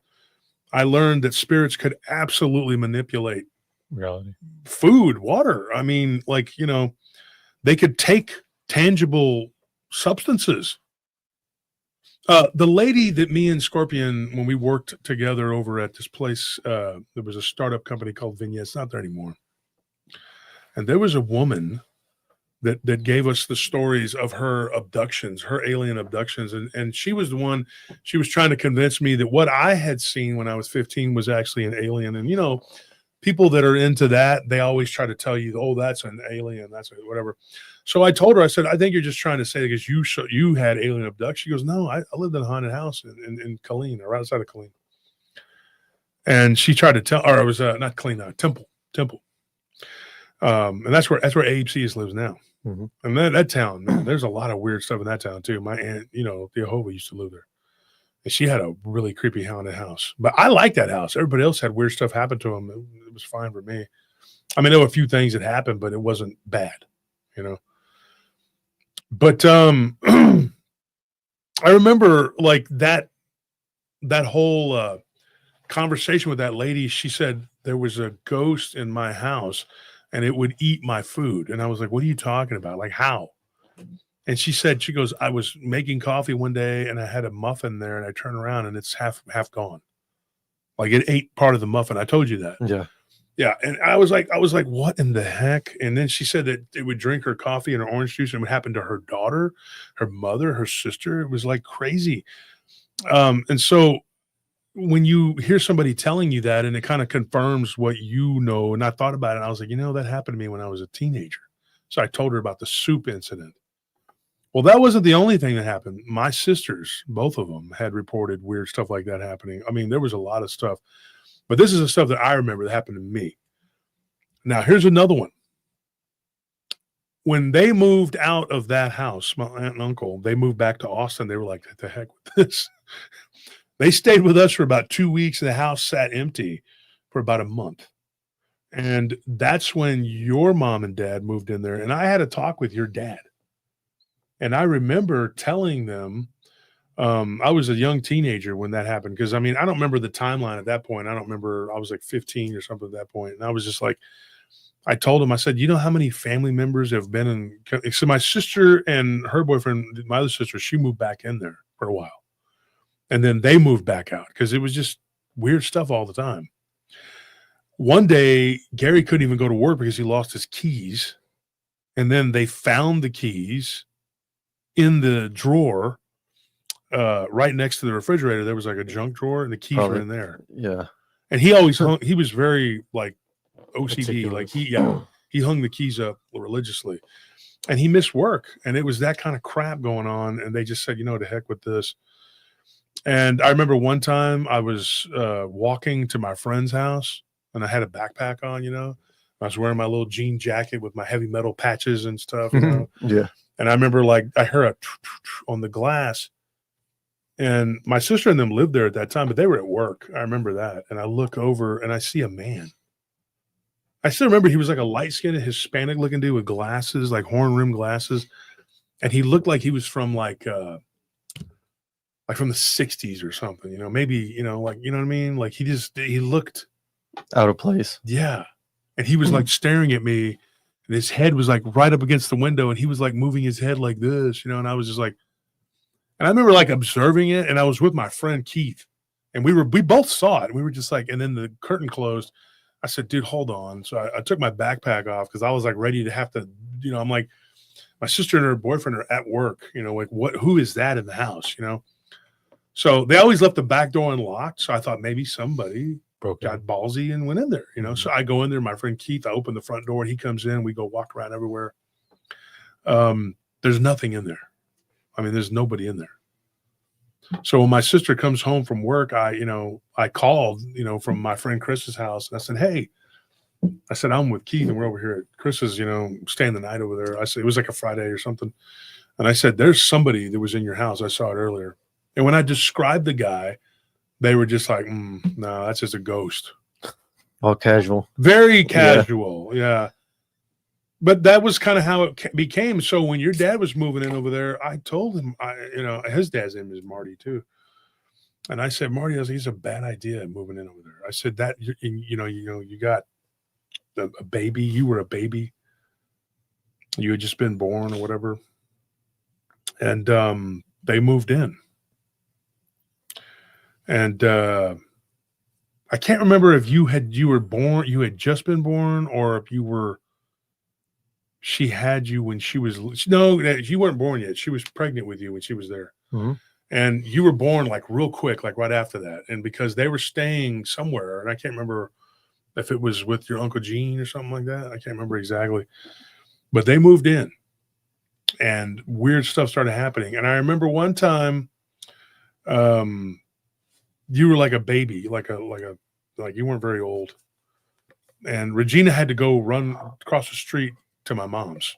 And I remember I was over there hanging out with your dad because we always watched sports together. And he was a big sports guy, and so was I. And I remember, like, I kind of looked up to him, and your mom was like, he was at work. He was working long hours at that time because, you were a newborn.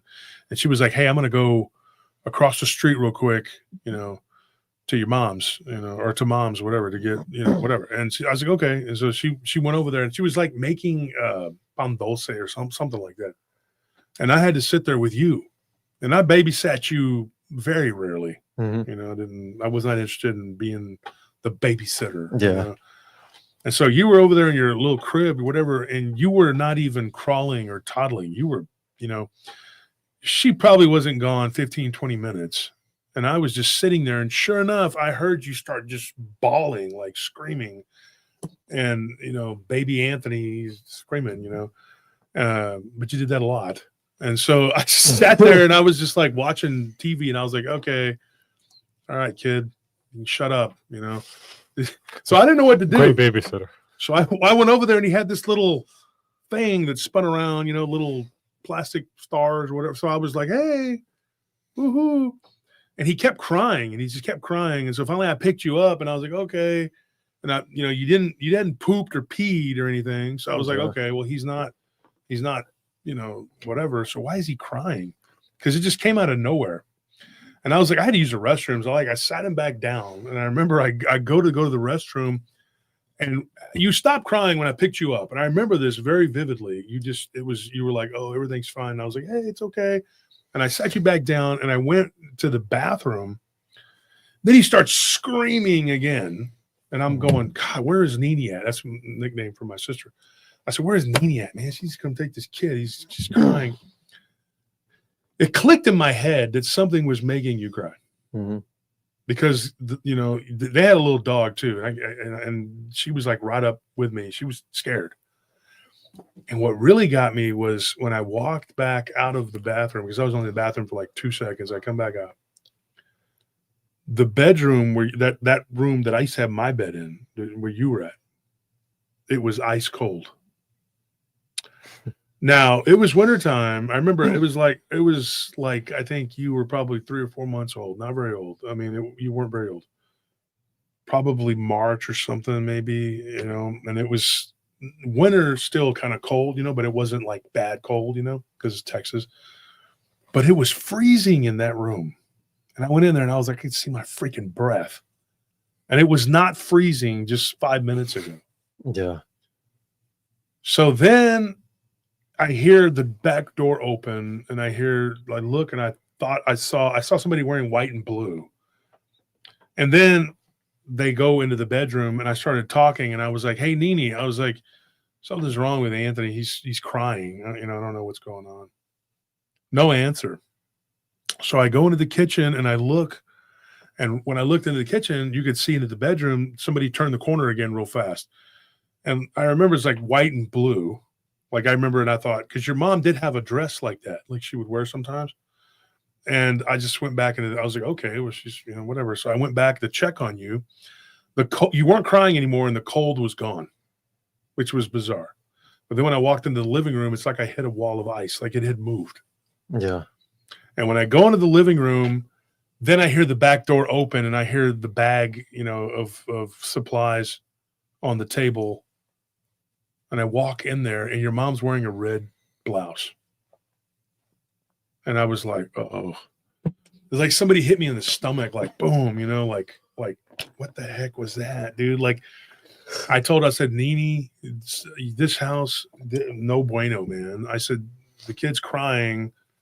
She's like, really? What happened? I said, I don't know. I was watching TV, and he just started crying. And I go in there, and I was like, and it was like ice, it was cold. And, and so I told her the whole thing. And she's like, yeah, we've been having some weird stuff. She goes, he'll start crying in the middle of the night, and I'll sit there with him. And she goes, and she was seeing like shadow stuff moving from the kitchen into the bedroom. Yeah. And your dad would wake up like he was gasping for breath. Your dad's skinny. He looks like Waluigi.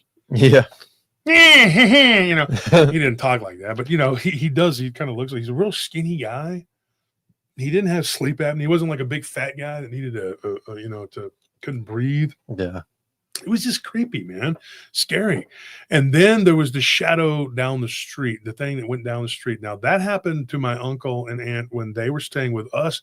They went back over there to get some of their stuff. And they were, because they moved out, like they called us, and they were like, hey, can we come stay with you? And my mother was like, yeah, of course. You know, my mom and him were very close. You know that. And she was very close with all of her siblings. She was always very, you know, whatever. Yeah, come on, you know. It's a Mexican family. Yeah. You know, you're supposed to live all crammed together like sardines. You know how it is. Yeah. I'm joking. But anyway, you know, and so he comes over and he always called me, you know, nephew. He's like, hey, nephew. He's like, can you help me move my stuff, man? He goes, there's something in that house. I was like, yeah, I know. And so I was there with my friend Daniel Robles and my friend Adrian San Miguel. And so we were there playing, you know, whatever, in the backyard. We were throwing the football. We were playing like there was 2 or 3 or 4 of us, and the neighbor, Jason, who lived on the other side of us. We were in the backyard. We had a huge backyard. That backyard was awesome, dude. And then with the people that lived there before had built like this little tree house thing, like a platform. And then you could crawl up it and then jump on the roof of the carport. And I used to lay up there all the time to look at the stars. I liked that place. That place was really cool. I just didn't like that little house. The little house was demonic, dude. So they moved. They middle of the night, not the middle of the night, but like we were moving stuff from like 8 p.m. at night until like 1 in the morning. We were like walking stuff back, or, you know, it wasn't a whole bunch of stuff, but it was, you know, I had to move stuff, you know, and we didn't have a truck. We just had a car. So when my dad got off about 11 o'clock, he came over there and we got the furniture and moved it into our carport. My dad helped. My dad was really good friends with my uncle. That's how my mom and dad met. I wouldn't be here if it was for my Uncle Jaime. So Uncle Jaime, thank you for introducing my parents. Or maybe, I don't know. Should I thank you? But so that's what happened. And it was like it was all the time with this weird, crazy damn nonsense just going on with that house. So my uncle tells me, he says, you know, I was sitting there, he goes, and I hear this loud thunder, whatever. It sounded like it was going to rain or something. He opens the curtain and it's dark outside. It was dark outside. And he was like, it was like October, you know, but it was like whatever. And he said, dude, it was sunny. And then all of a sudden it's 4 PM and it's dark. So he thinks it's going to rain. Then he notices there's just like this shadow, like a wall in front of the house. And it's crazy. And then it just moved slowly like a fog, and it just went down the road, like down the street, like in a big giant black mass. So that's, you know, but that time that happened with you, there was one other time I was there, and I remember I was watching football with your dad, and this was probably a couple years after what had happened to me with the legs and all that. And we were watching football, and your dad got up to go to the restroom, and you started babbling. Like at that point, I think you were, you might have been 9 months, something like that. You know, you were older at that point, like you, because I remember football season had already come back, you know, from when you were born, because they stayed there for about a year, which is crazy. You know how they did it. And I remember hearing you babbling like you were a baby, but you were going, yeah, you know, like a baby. And I told Marty, I said, hey, I said, he's talking. He's trying to speak, you know? And Marty's like, he comes out, you know, he always had them glasses. He's like, he goes over there and he goes, nah, he just got a burp or something. No, he's just got a burp. He's not talking, you know, 9 months, whatever. I said, well, I talked at 11 months. And he looked at me and he goes, yeah, we know. You haven't stopped. You've been talking ever since, you know? I said, well, maybe he's a smart kid. He's going to be smart. You know, I was just trying to be optimistic or whatever, you know? And then sure enough, you burped and farted, and, you know, that's something you do a lot. Yeah. And so you never stopped. Yeah, he's very gaseous. It's one of my hobbies. Gaseous clay. So he you know, he burps or whatever, and Marty's like, yeah, see? And I was like, and then when he puts you back down, he goes back into the room, whatever. And I was like, I heard you babbling. Like I heard it. Like I was going like, I heard this kid talk. So I'm sitting there like, you know, talk. You know, do something, you know, prove that, you know, it's like Michigan Frog, you know. He gets up, everybody doing the Michigan, and he lays back down and goo gaga, you know. You're like, what? I saw this kid. I heard him talk. So I'm sitting there and I'm looking at him and I'm like, I know I heard this child make noise, like he was trying to speak, like somebody was, you know, talking. Then I turn around and I hear clearly, like I hear this loud and clear. I hear somebody say, what?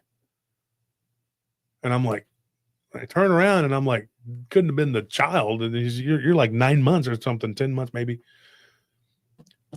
And I was just like, whoa, dude. You know, and so I turned around. I told Marty, I said, did you hear that? And Marty's like, hear what? I said, I heard something. And he goes, man, he's kind of does like that. He goes, man, let's watch the game, man. You know, the Cowboys are playing, whatever. You know, and at that time there wasn't nothing to it. I was like, they're gonna lose. I mean, it was right before it was Jimmy Johnson's like second year or third year, something. They were just starting to get better, you know. So I wasn't all that interested. I was just like, dude, I was just sitting there and I was on the couch. I kept looking over because I thought you had made noise. And it was very like convincing. So then into the night, I leave, I go. And I remember this clearly too. That night, now here's what's weird about the other house that I lived in, the one that I lived in with my mother. It was catty corner to this one. The weirdest dreams I've ever had in my life. The weirdest dreams I ever had in my life. And my best friend, Heather, I got so freaked out from a dream I had that she stayed on the phone with me all night, one night.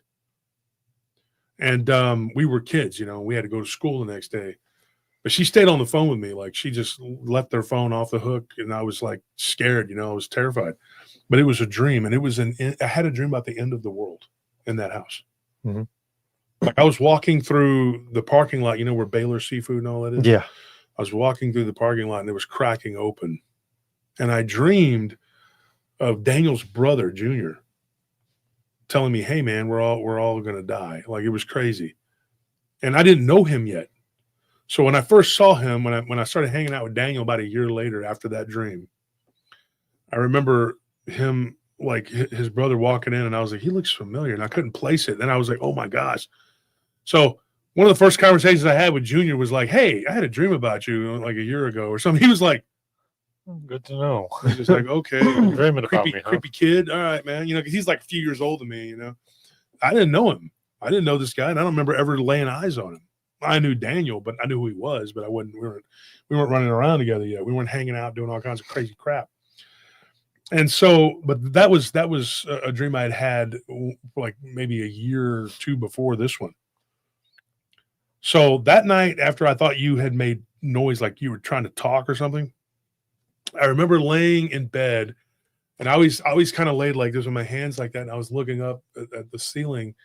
And then I just start to close my eyes and I started to try to pull my arms away from my head. And I felt like something was holding me, not with like hands, but like there was like this pressure on my arms, like trying to keep my arms back. And I was like, what the hell? And now this might've been a premonition of things to come. I don't know. But this is what I saw. And then now follow me, folks, because this is going to get kind of weird. Okay. It is what it is. I start to wake up, like kind of like look or whatever, and I see this thing leaning over me and it's like slobbering. And this is a dream. At least I think it was. I don't know. You know how we talk about you're in that in between waking and sleep, whatever. This thing was over me and it was like a gargoyle. And I jumped up out of the bed and I ran out of the window. And I was like out in the yard and I was like, whoa, what the hell? So I turn and I look and I see my legs in the bed. And I'm like, oh, dude, this is a weird dream. And I look up and there's this gargoyle crawling on the roof toward me. And then I look in the room and there's another one that's sitting on my arms. Yeah, like its legs were on my arms and it was leaned over me. And then it looks up and it was like, it had this weird, like kind of beak-like thing. It's hard to describe. And then the next thing you know, I wake up and I jump up and my sheet's flying and I'm all like, what the hell was that? You know, what the freaking heck was, you know, what's going on here? You know? So that day, because, you know, Heather was my best friend, you know, her and Daniel were like my two best friends. I called Heather and I was like, man, I just had this crazy dream about this, whatever, blah, blah, blah, you know. And then she starts talking about her boyfriend at the time who was, you know, he's a psychopath. And I was like, yeah, well, we're not talking about that. We're talking about me. All right, let's talk about what's going on. Thank you for that donation. We appreciate that. And I was just like, so she was telling me about this, you know, whatever. So we talked. I couldn't shake that dream. And then later that day, I remember I went to the store with my mom. And why, this is always going to fascinate me. Why do certain things that you do, mundane things, just trigger thoughts? And my mom, she was like, we were grocery shopping and she's like, mijo, grab those cans, blah, blah, blah, blah, blah. We kind of split up and I go and grab like a list of stuff. And she would just see like, hey, you know, you and whatever, go do this and that. So I said, okay.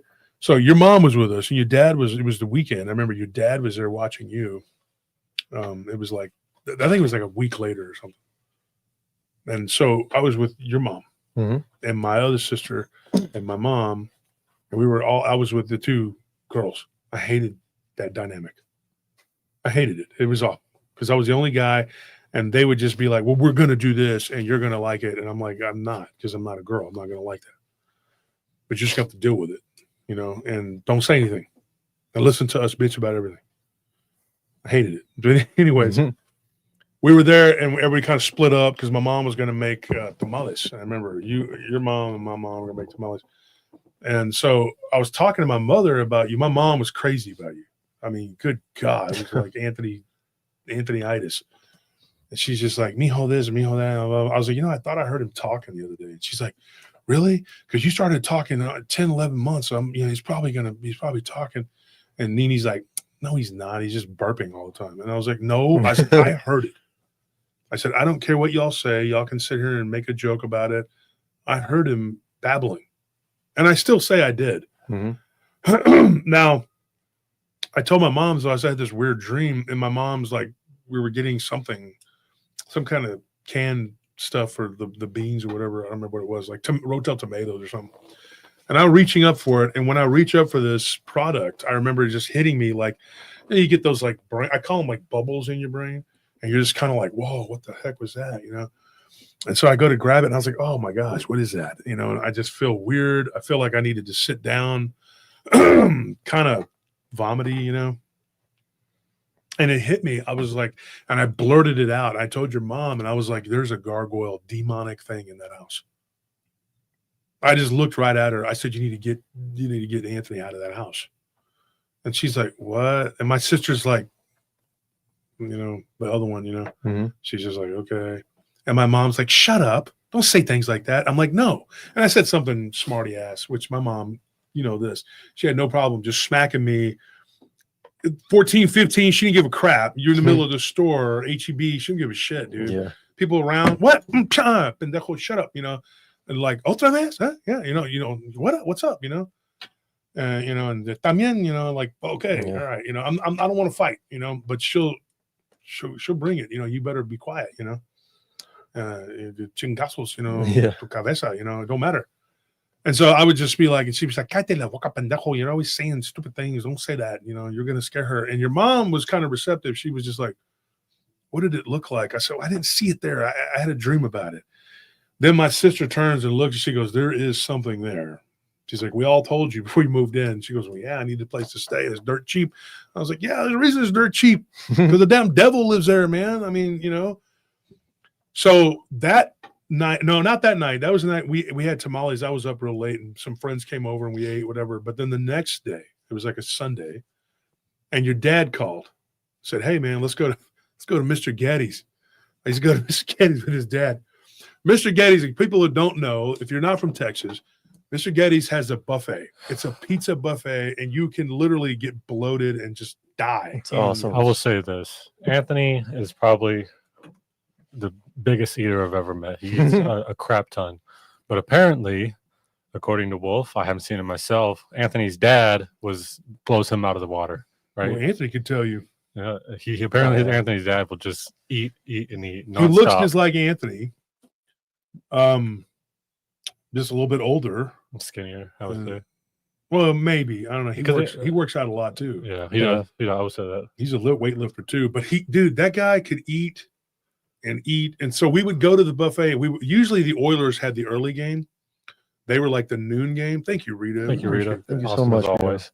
And they would have the early game, and then the Cowboys would have the 3:00 game. So we would go there at like 11:30 every Sunday for like an entire football season. It was like 91, right? I remember your dad calling me every morning, 11 o'clock. He'd wake me up, be like, hey. He's like, what's up, tough guy? Let's go to Mr. Getty's. Oh, man. I was like, yes. It was like every Sunday, man. Yeah. And your dad everybody in town knew his dad. Oh, yeah. He's the nicest guy. Everybody loves him. They love him.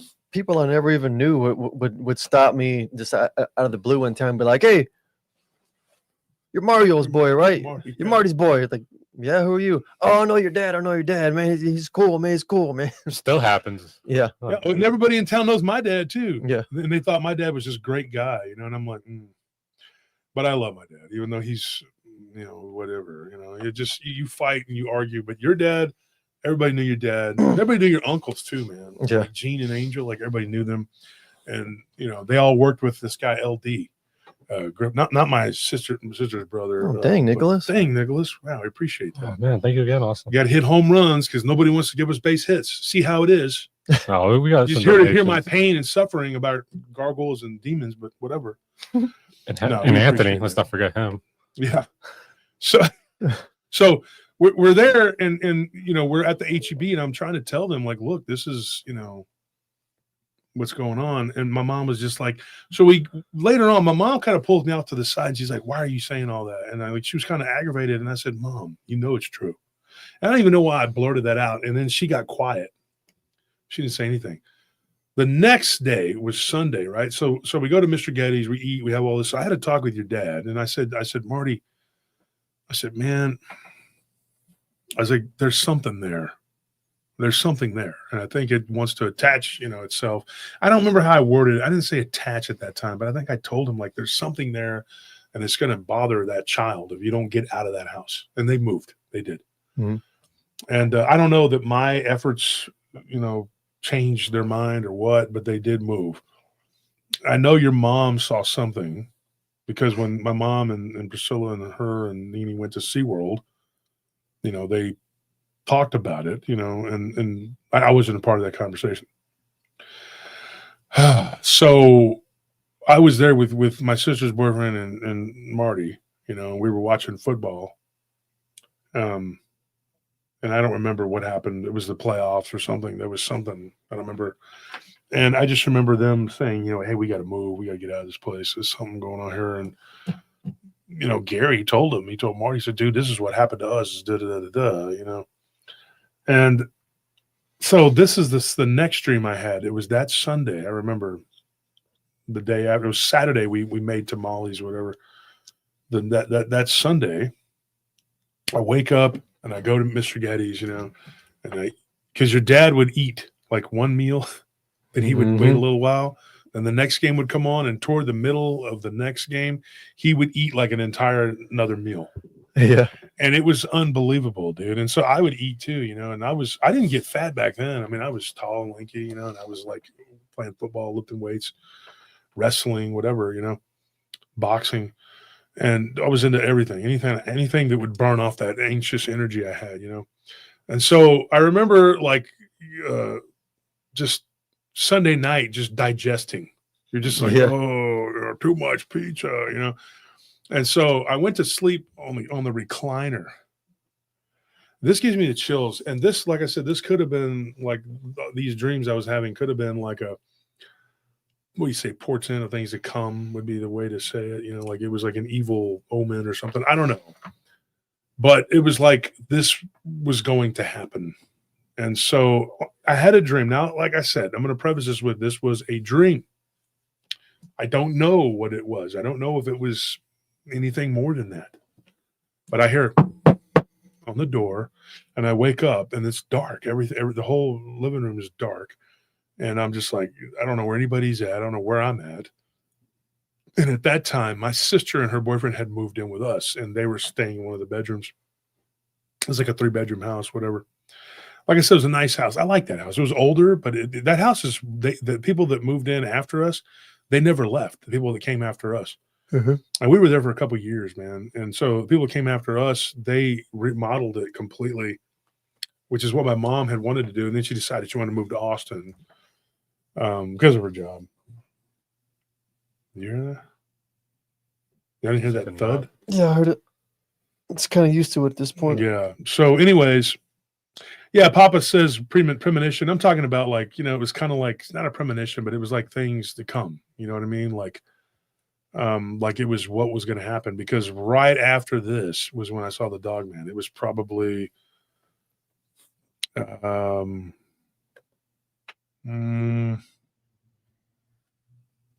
maybe this was 1990, probably. I'm trying to remember. You were still a baby. So yeah, it was the dogman thing came later, And so it was creepy. Like I was sitting there. You heard that? Yeah. That's creepy. Some bunch of noise going on here that shouldn't be because there's nobody here but us. But anyways, I'm sitting there in the recliner and I look around. So I get up off the recliner. My mom always had those sectionals. She always had them, like maybe 4 or 5 of them since the time I was like 11. Yeah. They would get beat up and she'd get another one and then another one and another. I was like, why do you have these? Because once something gets messed up, the whole thing is done. Yeah. You know, and so she finally stopped, you know, like years later. She just got recliners and but you know, anyways, we had this sectional and I get up and I go to the door and I go to answer the door and I see, this is the first time that I remember seeing something in my mind, even like a dream or whatever. This was a dream though, right? And I saw this wolf-like creature, like, well, actually it was, I didn't see it right away. I saw something moving on the ground, kind of like a shadow, like this, kind of like it was almost like somebody doing the worm really slowly. You know what I mean? Yeah. It's kind of weird, right? I mean, I know it sounds weird, but follow me. And then it just kind of pops up and then goes like this, kind of hunches over and runs. And I was like, what the hell was that? And I saw like a snout. And then I wake up and I'm like, I'm not on the recliner. I'm not in the living room. I'm in my bed. And I'm like, whoa. And it was like morning. And I was like, but so all day long, I kept on like thinking, like, what in the heck was that? Like, what did I see? So, and this is something I've been needing to explore anyway. And there's other things that have happened to me in my life that I probably need to just throw it out there, you know. But this is a period of my life where I haven't really talked a lot about this. And I remember all day long just being disturbed, thinking there's something running around. And this is what I got from that, even at that early age. The gargoyle things were not there at that house. They were from that other house. And that they were literally stalking us because our family had been moving in and out of that place. You know, multiple members of our family had rented it. Mm-hmm. There was a little rent house. And then this dogman thing I saw, after I saw it, I had a weird sense of deja vu.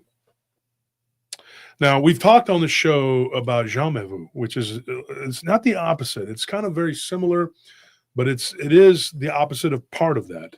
You both things make you feel kind of disoriented, discombobulated.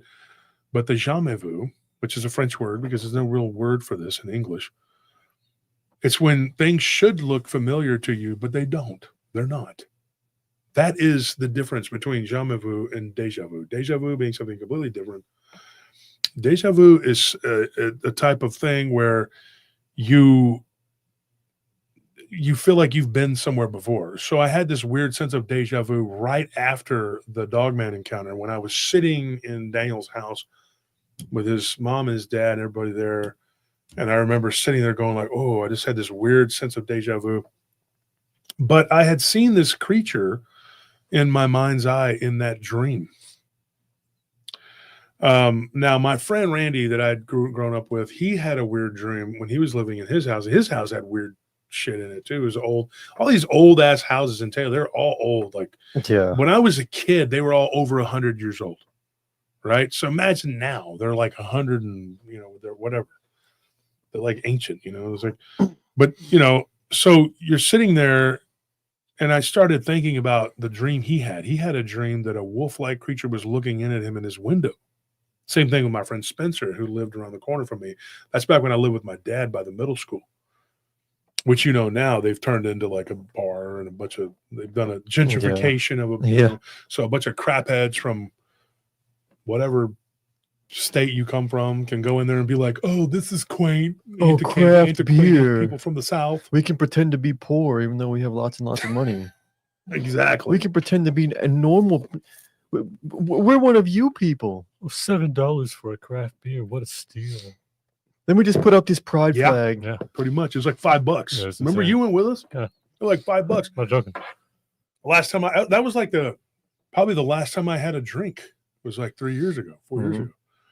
And they wanted like, you know, $5 for a beer. And I'm like, in Taylor, in the middle school I used to go to, Yeah.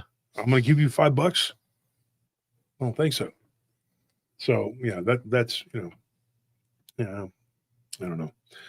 But, you know, you have this premonition, I guess. Somebody had said premonition earlier, but I think it was just like you said, it was like something that was going to be. And in my honest opinion, and the way I felt was that thing, in my mind, it was the gargoyles were from that house. This werewolf thing, whatever it was, this wolf-like creature was running around out there. It's like putting you on notice, telling you, I'm here and I'm around, you know, and it's just like, you're going to deal with this at some point, you know. I always felt like something was watching me, though, when I would go into the front yard to mow the grass. It could be, you know, August. It could be 7 o'clock in the evening, and I would feel like something was walking around in that yard with me. The big house, the big yard. Like with you, or like? Yeah, just like right there. I'd be like sweating, and I'd be like, you know, and I would, like, one time I was mowing the grass, right? And like I said, there were some things that happened in that house too. I'll get into it. One of them, I'll start with this one. I was mowing the grass one time, and that house had like a bunch of tarantulas in the yard. In fact, my sister's boyfriend used to work for a pest control company, and he knew how to get them to come out of their holes, and he caught 26 of them. Jeez. But the yard was huge. It was like a half acre almost. It was I did that with my dad one time. really, yeah. Taylor's full of them. Yeah, we poured gasoline down all the tarantula holes, and they came out. And the thing is, people are like, oh, well, they're beneficial. Yeah, but not when you're out in the yard and you're trying to play football in the yard or something, and they'll crawl on you and they'll bite you too. Oh yeah, And it's like a really nasty wasp sting. Yeah, my friend Matt got bit by one real bad. And I remember we were playing in by the park, and he lifted up his arm, and it was hanging off of his arm. And we were like 11-year-old kids, and he was crying. no. And his dad was like, they were trying to knock it off, and it was like dug in. Its fangs were dug into his arm. His arm swelled up, man. He had to go to the doctor and everything, the hospital. So yeah, you want to get rid of them because you don't want those in your damn yard. Yeah, but back then we didn't have rattlesnakes, and then all of a sudden rattlesnakes were everywhere. Doesn't make any sense.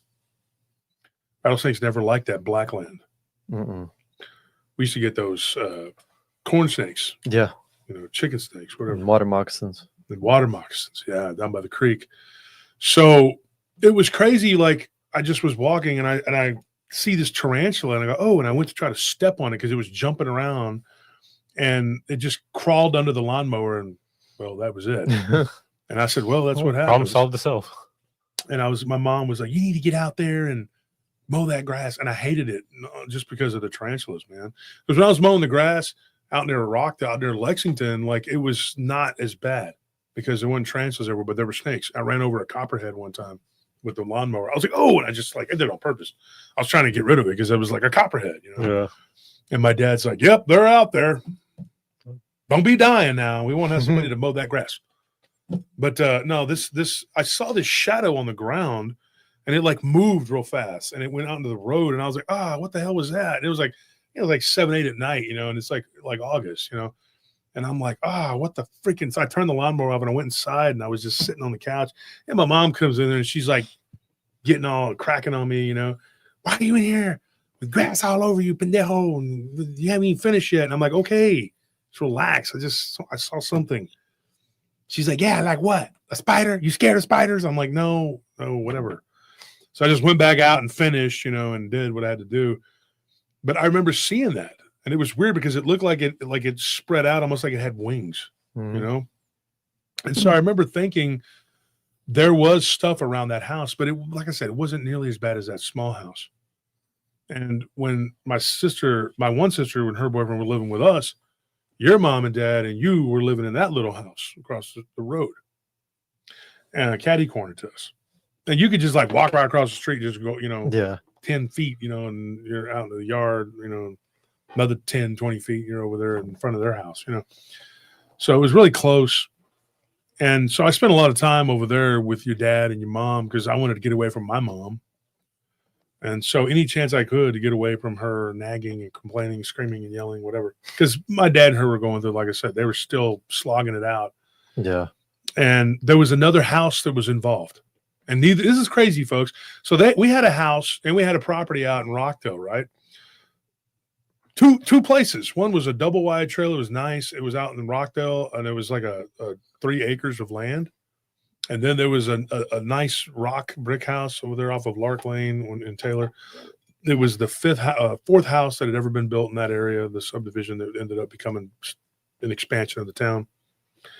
And we couldn't live there We couldn't live there because I don't remember the whole ins and outs of it, but my parents were fighting over it. No. So then they lost it. We kept the property out in Rockdale, but then we lost that. Stupidly. It's like, oh, well, if I can't have it, you can't have it, then we're just going to like destroy it. You know, let's just tear it apart and rend it to nothing. So that's what ended up happening. Yeah. And so I remember that house just sitting there empty, you know, and I'd ride my bike, and I remember like liking that house and liking living in that neighborhood and wanting to go back there, you know, but you can't. You can wish, you know, wishing is for suckers, man, you know, it's just whatever. And I ended up for a while there living in a really bad area, you know, like just basically the barrio, you know, and it's like my mom, well, this is where we're living now. And I'm like, why can't we live in the nice side? We're not living over there. Because your dad's an asshole. And you look just like him. And you look like him. Why you look like your dad? Why you look like Tank and Don Fry had a baby? My apologies to Don Fry and Tank have, but that's what people told me. They were like they were trying to be the fighters I used to train with. They told me that, trying to make fun of me. Yeah. You know, and I'm like, that's an honor, dude. I'm glad to look like them. You know, I don't know how much of DNA, you know, I am of which one, but it just, you know. But, you know, my mom was very, like, always getting on to me about stuff. And she was just like, you know, you need to do this and do that. She would make up stuff. Like, she would come in my room and be like, you need, and I think a lot of this, the reason I'm talking about this, because the negativity is what drew this energy to us. Yeah. I kept telling her, I was like, definitely. every time you scream and yell, I was like, something happens here. You need to stop. Thank you for that donation, brother. Been YouTubing. Thank you. And so she came into my room one day and she goes, you need to clean. That was like her favorite thing. Like, what? Clean what? I had swept, mopped, I'd done everything, vacuumed. What else is there to do? She goes, all this stuff here. And I go, what stuff? She literally did this. She takes her arm and she swipes everything off of my dresser of my room and starts throwing stuff from the closet onto the floor and tells me to clean it up. That kind of stuff right there. That's the kind of stuff that got me. I was just like, I can't do this, man. You know, it led to a lot of issues. And, you know, the night that I saw the Dogman thing, it was like, that's, you know, I was not looking forward to going home. And of course I was out egging cop cars. I mean, I've said that before. I mean, it's like, that's, you know, what you did in Taylor on Halloween night. You know, you egg cop cars. I threw rocks and bricks at them. I kind of started a new trend. It was like, then, and they're like, what is that? I was like, I don't know, piece of asphalt. But the roads in Taylor are always coming apart, you know, because of the black land. I said, I just grabbed asphalt and threw it. You know, they're like, well, let's do that. And everybody started doing it. So then they're over there like offering a reward and stuff, you know, like who threw this, whatever. And I go to school and they're like telling me to, you know, hold on one second, folks.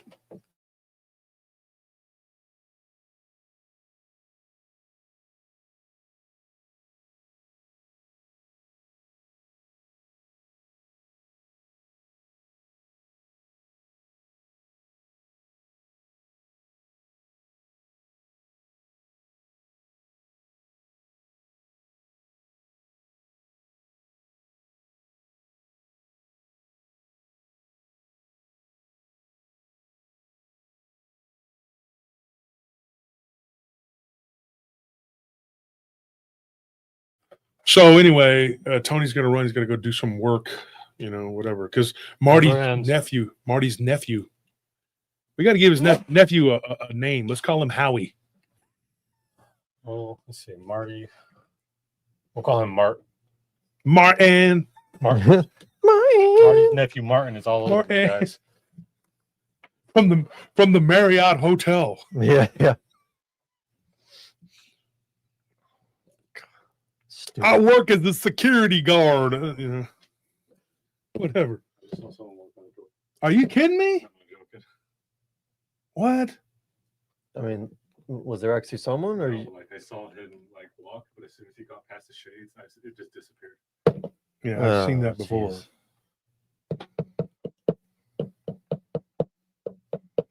Wow. Oh, case. Good deal. So, okay, so here's what happened. we end up like living in this house that's catty corner to that very haunted, weird house. It was always a fiasco. Something out. What's going on? Oh, right here. So always working, you know. And so we end up living in this house, this catty corner, right? And so there was stuff that went on there too. Now, one of the second, besides the weird dreams I had in that house, there was another weird thing that happened to me. This is something that I will never be able to explain, and I don't know. Like I said, not a whole lot of weird, but there was some, and not the least of which was this. I was making, like, this is like something I ate all the time because I was just always, there was never food or whatever. So we had like boxes of macaroni, you know, like the little blue Kraft, whatever it is. So I would make that and I would mix it with cans of tuna. Right, that was like the staple of my diet. You know, it was no kidding. It was that and ramen noodles. And so my mom was just, she was going through this like massive depression and always like flipping out and just, well, like I said, it was my parents were fighting. You know, that's just, you're a latchkey kid, you're a Gen Xer, you're just tough. You got to learn to be tough. There's no other way around it. You're just that. That's what you are. And so there was this boiling pot of pasta on the stove. Some kind of macaroni or something. I don't remember. I don't think it was the regular macaroni. It was something else. And it might have been tuna helper, Sean. Sean says tuna helper. I think it was. It was something like that. It was always something like that. And as long as I had like, you know, some kind of butter or milk or something, I could make stuff, you know. And so I had something on the stove and I was watching television and kind of standing there, you know. And sometimes when I would start watching TV, like as a teenager, you get kind of distracted by what you're doing and you're just looking at the TV. And then I hear like all this noise and my little dog, Max, starts like freaking out and just running around in circles around me. And I picked him up and I was like, what's going on? Because he was a little dude, you know. And I walk in there and I'll never be able to explain this, dude. The pot didn't tump over. There was nothing like that. It was like somebody took it and just threw the contents, splattered it all over the oven and the back of the wall. And I looked behind the oven and I was like, oh my gosh, because there was like macaroni or noodles, whatever, some kind of noodles. And I just remember them like rolling down the wall, like the back of the wall behind the oven. And I was just like, oh my gosh, dude, because my mother was so gripey. And I looked at my clock and I was like, you know, you look at the microwave, it has a little time, whatever. And I was like, crap, my mom's going to be here in like 30 minutes. And sometimes she came in early. And it was like a Friday. And I remember thinking, okay, my luck with at that time, you know, because there was always something bad happening to me because I don't think it was the negative energy, whatever. And I remember going, she's going to come home early, isn't she? And sure enough, like I was cleaning it up and I heard the back door, you know, and I had locked it and she was like banging in and she had some groceries. She'd gotten off real early because she even had time to stop and get groceries. And I was just like, oh my gosh. And I remember thinking how angry I was at the entity or whatever it was that did this to me. And probably till the day my mother died, she thought it was something that I did. See, I just saw something move right now. Can you close that door? I don't want to see this. So I remember years later, you know, and it might have been me and Nellie or something, but I told my mom, I was like, that happened to me, you know, and she was just like, okay, like maybe she believed me, maybe she didn't, I don't know. But I told her I didn't do that. And she was just like, yeah, there was a lot of weird stuff that happened there. Yeah, there was.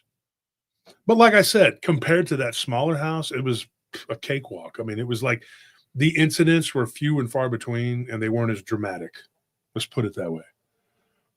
And so I remember one time when Anthony was already like, I think you were toddling at that time, and you came over to visit when we were living in Austin.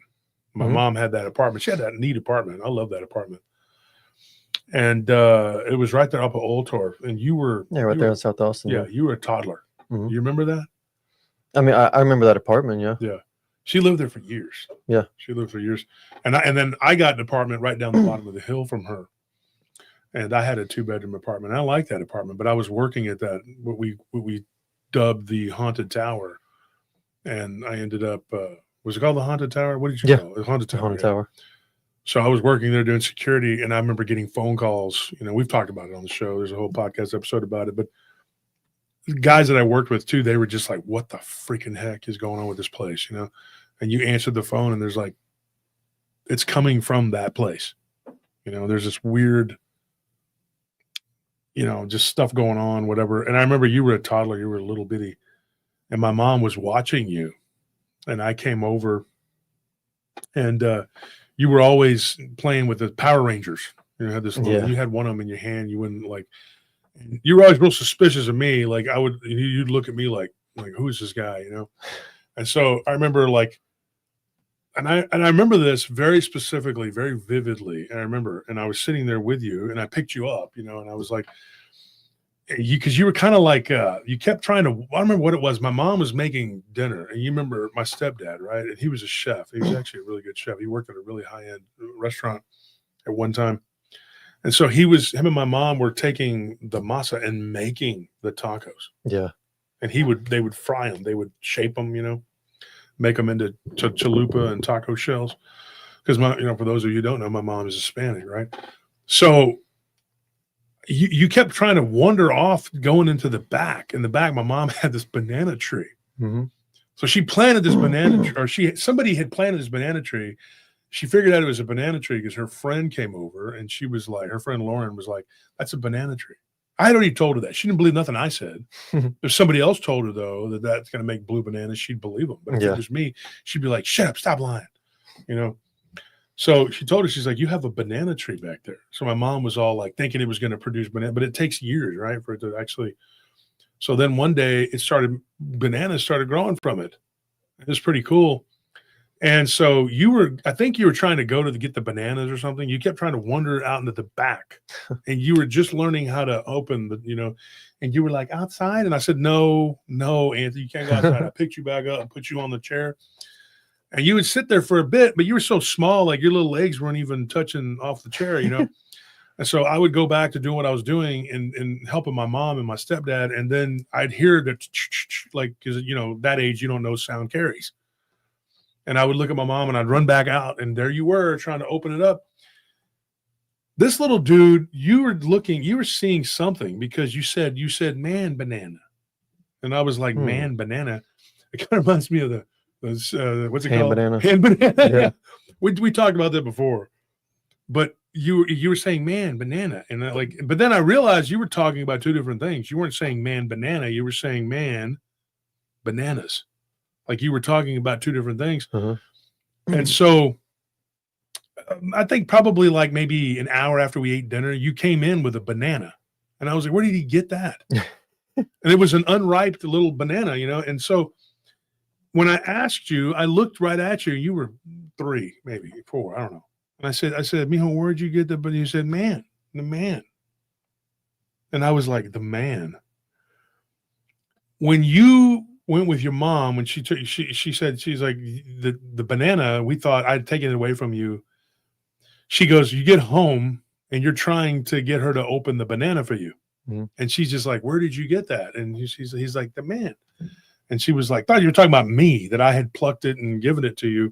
And I told her, I said, no, I don't know what the heck he's talking about. So then, and I wasn't living there at that time. So I went back to my apartment, and I'm not even joking, dude. This scares the shit out of me. And I have never spoken about this on the show. And I've only told a few people, like my friend Jason, that I was with in front of Heather's house that time when the black dog thing. I could see my mother's apartment was past the tennis courts. It was a really big, large complex, but I could see her apartment up on a hill. And then her apartment was on the bottom floor. There was another apartment above it, but it was kind of structured like this. It was kind of like steps. It was pretty neat how it was made. So hers was at the top of a hill, but then there was another apartment that was above it, and it came out on the top of the hill. Yeah. So that's kind of how it was. And I remember I was out there, And I was smoking. I'll be honest. It wasn't cigarettes. Mhm. I was out there, partaking of the devil's lettuce. I mean, at that time I was young, I did stupid things, but I was out there on my patio and I was sitting there smoking, and I was like, and I wasn't high. Like I wasn't like, oh man, I'm blowed. I don't know what I'm looking at. Man. No, and I saw the top of a person's head in my mom's back patio. And my mom and sisters always had these parakeets. They always had them. Remember? Mhm. They always had these parakeets. And there was one out there. It was my parakeet originally. My mom liked it, so I gave it to her. And she would go out there every day and she would take the parakeet and put it out there on the thing. And I would see her. If she wasn't mad at me, she'd wave and I'd wave back. And if she was, she wouldn't even acknowledge. She'd feel like I wasn't there. So she went out there. And I see this guy with this, how those hats, they look like an Amish person, those hats, Yeah. like Jebediah. Yeah. And I've said this on the show before, man. And this was after I had worked at the Haunted Tower. I wasn't there anymore. But one of the things I saw there was a man when I drifted off to sleep and I woke up and I got real sleepy in that damn control room one night. And I usually didn't fall asleep at work at all. But I did. I mean, I really did. And I was just exhausted. And I don't know why. I was like, why am I so tired? I'd already, but these entities, when they're on you, they drain you. They're parasitic. And so they were draining. I mean, it was a draining spiritual thing, And so I was sitting there and I saw this guy. I've said this before. It was in the podcast episode about the Haunted Tower. It looked like a guy with a big hat. And I didn't mention this part, but this is, something that really perturbed me. And now that we're talking about this stuff with you, there's a whole lot of weird stuff like this, but this one I remember, and I saw this guy there, and I had a roommate at that time, my friend Chad, and we were smoking, and Chad was just like me. We were always like lifting weights and doing whatever, and talking to girls or chasing girls around. Him and his girl were there in the other bedroom. And I walked in and I said, hey man, I said, dude, do me a favor. I said, can you come out here and see what because I don't know if I'm really seeing this, So he's standing there and he's looking, him and his girlfriend. And I think her name was like Katie or something like that. And whatever this was, I would see the top of it and then it would go away. And then I see the little tree like kind of move. And I said, I need to go. That's my mom. My mom wasn't there. I knew she was at work. And my stepdad was at work.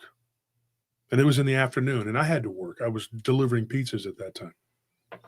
And there was pretty good money in that. I made pretty decent money doing that, like $14 an hour. I'm talking like, this is in like, 94, 90 something, that's pretty good. Yeah. And so I was like, I gotta go check on my mom's place, because there's somebody back there. So I walk up there, and the way you had to walk, I couldn't keep my eye on it. So I told Chad and his girlfriend to watch to see if anything. And there was no cell phones, right? So I walked up, and I go, and you kind of have to loop around, and then of course I knock on the door. There's nobody's there. I know my mom's at work. I go around to the back porch, patio, and I kind of climb up and I look over the fence, and there's nothing there. So I get back down the bottom of the hill, and Chad and his girlfriend. And she was getting ready to leave. I remember that. And she was like, hey, and she said goodbye. And she walked out. So I didn't get a chance to ask her then. But she looked kind of startled. She had that look on her face. So I asked Chad, I said, so what happened? He goes, dude, he's like, I'm sitting there watching this. He's like, and it looks like a guy ducks down and then he just disappears. Like he doesn't come back. So I looked over the deal. So me and him went back up the hill to my mom's place. And around that time, my mom was getting home. It was about 5:00 at that time. And she worked out in Westlake and for Tonhoff Consulting Engineers. And I remember it's a very good job. She made a lot of money at that time. And she was coming back. And I just remember like me and him were climbing over the back of her fence. And she comes in and opens the door, and I checked that back jealous door, and it was locked. And I said, okay, the sliding door, Mm-hmm. And I went to climb back over it. My mom opens the back door, and I'm like, oh. And she's like, "What are you doing in my back patio?" She's like, and she always called Chad the stupid boy. She called him that. She's like, "And the stupid boy." She's like, "This one, the stupid one." He was all like, "Hey, mom," whatever. She'd always call him that, but she liked him, like he was just, his dad complained about him so much, and that my mom would just sit there and listen and then tell me all this horrible stuff about him. And I'm like, yeah, his dad's 70 years old. Dad hates him. Absolutely. There's like a big age gap there. And so my dad thought he was cool. He was just like, he's cool. My mom's like, I don't like that stupid kid, but then she would always do stuff for him, and then he would go over to my mom's and he would hang out there at my mom's and just go into my old bedroom and play video games and stuff. Whenever him and his dad would get into a fight, this is when I moved. I had moved to another apartment. And I go over there one day to talk to my mom, and he opens the door and he's like holding a beer in his hand or something. I'm like, "What are you doing? Why are you in my house?" And like, I look and I was like, "Are you looking at my TV from my room?" He goes, "Not your room." He's like, "You don't live here anymore?" And I'm like, "Are you staying here?" And he goes, No, I just come over here when I fight with my dad. And I'm like, because he had left living with me. He went back to live with his dad because he was irresponsible, Yeah. And so I was like, yeah. And then his girlfriend left him because she was just like, this guy's, So I remember him always being over there with my mom, and she would like make dinner and stuff. And my friends, the Lebanese guys that I ended up working with downtown, later on, they all got indicted and ended up going to prison and stuff. But they were young. When we were all young, we would hang out and my mom would cook dinner for us and we'd all hang out and stuff. And so she was mad at me. So she would hang out and be cool with my friends and my ex-girlfriend. Yeah. And I wasn't invited. I was left out of the whole party. I was just like, so at any given time, she was really close and good friends with two of my ex-girlfriends. And she would like, I guess, have bitch sessions where they would just talk shit about me. And you know what else he does? He don't pay for me to get my nails done every day. He don't pay all my bills, whatever. And my mom's like, I know. That's how I raised him. He's terrible. Yeah, I raised him. Yeah, I know what you're going through. He's like his dad. He's like his dad. So Chad would go over there and like, my mom would just heat my old Super Nintendo was in there, and Chad would go in there and be in my room. And my stepdad and my mom were nice and just let him hang out, whatever. But my mom would kind of intercede between him and his dad because his dad was old, and his dad lived forever. He lived to be like 90. Dang. 90 something. He was and he would just eat sweets all the time, like a big insect. Man. I don't know how he did it. And he lived to be 90 something years old. And so his dad and my aunt were the ones that got me into security because I needed a job way back when I was like 18. And they were like, why don't you get a job in security? They'll hire anybody. Don't I know it? So I was like, okay, let's go. So I ended up getting a job with a company called APS. And that's how I ended up working at that haunted place. But I'm telling you, I saw that guy, that weird dude with the hat. I saw him in the back patio of my mom's apartment when I was in the back patio of my apartment, the bottom of the hill, across the tennis courts. And I think to this day, I think that that's what you were talking about whenever you said the man with the banana and whatever that gave you the little banana from my mom's tree. Yeah. That's how you got it. Because when you went back home, your mom, she told me like a couple of days later, she's like, Anthony had a little banana and he was trying to get me to peel it, but it wasn't ripe. And so finally she peeled it, and then you took a bite of it and you were like, it was not ripe, Yeah. And so she's like, okay, because you wouldn't stop, and she says a man gave it to you. So yeah, that's weird, man. I don't know what that is. I don't know what that was, but if what I saw is that could be, and I think that thing was showing itself to me, and it was only there because of me. And I think it was something that was trying to attach itself to me from that damn haunted ass building down there off of whatever. I'm not gonna say where it's at because I don't want to. But yeah, and then years later, I worked in the shadow of that building when I was working at Travis House, a place that Willie Nelson ended up buying. And I remember Willie Nelson coming over there and like walking around and looking at it and stuff. And he's like, "You're security here?" Like he had that, he has that twangy voice. And I'm like, "Yep." And I was like, "You probably don't remember me, but I met you years ago at the rodeo in San Antonio." He goes, "Nope." It's like Tank Abbott. Hey, I met you at the beach. Wow, cool. Like whatever. And then you get to know him or something. Maybe. Well, take it easy. Big gulps, huh? Well, see ya. But I mean, but I met Willie Nelson at the rodeo in San Antonio, and and he was really nice. He was cool, man, and he gave the girl I was with like his bandana. But yeah, he's a big leftist. I'm not Tank, but Willie, Yeah. But you correspond with people and stuff. Like that don't mean they're gonna like. I corresponded with Tank recently, like yesterday. Yeah. Yesterday we were talking on Instagram. He had a near-death experience. I'm trying to get him to come. Tank, if you're listening, come tell your story. I think it's. He typed it to me, but I want you to tell it. I mean, it'd be great to have you come on and talk about it. But same thing with what's his face, Rampage. I used to be in that group that he had, whatever it was like, and he would clown people, and it was just fun. It was like people would say stupid crap, and he would say stupid crap back, and I join in, and they're like, y'all are bullies. I'm like, no, you're saying stupid shit. It just happens, I'm not joining in on any kind of, this is, you say dumb things that aren't true. And somebody says, hey, this is that, But that building, I worked in the shadow of that building, and I'll tell you what happened to me there. One day I was literally just eating lunch, and I was listening to some show. I don't know what it was. Some radio show that came on before, like Coast to Coast or whatever. And I remember looking up at that building, and I saw, like, in the window, I probably said this on the show probably more than once, even if you've heard it before, well, good, whatever. But there was a place right below there, right underneath that building, not underneath it, but like right between us, and it was called Dog and Duck Pub. And that place was haunted as hell because I went in there to use the restroom a couple times, and I got to know the waitress and the manager, and I got to know the bartender and whatever. I didn't go in there and drink while I was working, okay, but I did go. I used to drink a lot.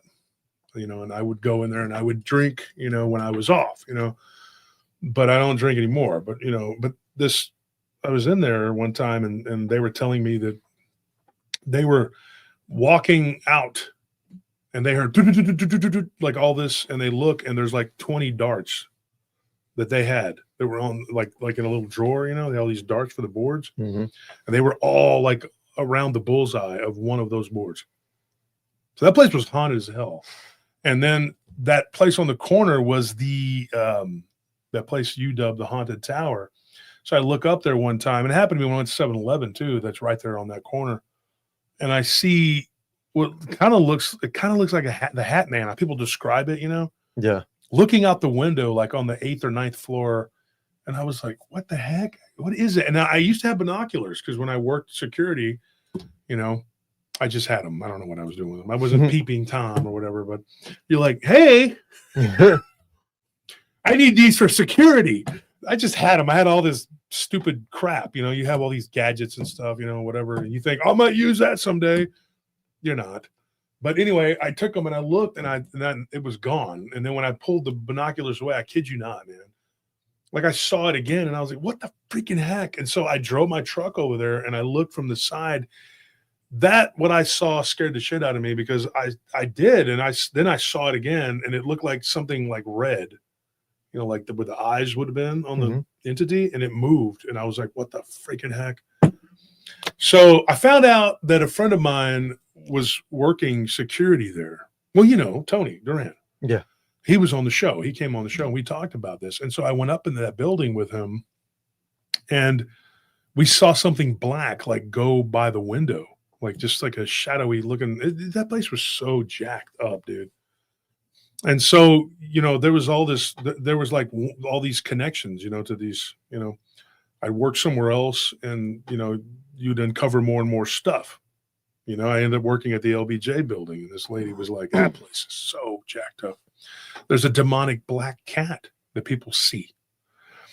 Same thing with the Capitol. People seeing this demonic black cat, especially when the Texas Congress is in session or whatever. Yeah. And so, you're living in the town that's the Capitol's right there, and there was a bunch of politicians who used to go to my friend's club called the Caucus Club. And there was a guy that died there. And sometimes people would claim to see he was a gambler and he fell down a chute and it became a dumbwaiter. They used it. And that guy, he was like a notorious, like bad guy, like a scoundrel type dude, and eventually somebody killed him and he fell down into this like shaft where the dumbwaiter was, whatever. And people would hear these noises and stuff. And there were politicians who would go in there. One, a senator, I'm not going to say his name because I don't know how he feels about it, but I met him years ago. He was a Hispanic dude. And he claimed when he was in there drinking one night, he told me and the bartender, creepy story, when he was walking from the Capitol, they had a lawmaking session, whatever. Him and two other lawmakers look over to the left and they see this demonic black cat with red glowing eyes, and it just jumps and turns into like a smoky, like. Now, doing some research, I found out that that's actually in several capitals in the States. West Virginia, I found stories about it in California. I think Oklahoma, and I'm pretty sure I read something about it happening in Tennessee, and then there was a couple other states that they see these demonic-looking shadow entities, red eyes, whatever. And there's stories of it in the District of Columbia, in the nation's capital. Look it up. That is that actually is a thing. And so I remember sitting there thinking, wow, dude, because this guy had a couple cocktails and he was telling, like, hey, this is what happened. And when you're interested in this kind of thing, it kind of sticks with you. And I remember at that time I was working at a condo doing security. And there was a guy that worked there. He was the HOA guy. He was the head HOA guy. He was a Korean dude. He didn't have an accent or anything. He was very Americanized. He wasn't, because the reason I specify that is because somebody's going to say, oh, well, this guy's from some other country. How does he know what's going on? Yeah. People think like that, but he was third generation. His grandparents were Korean.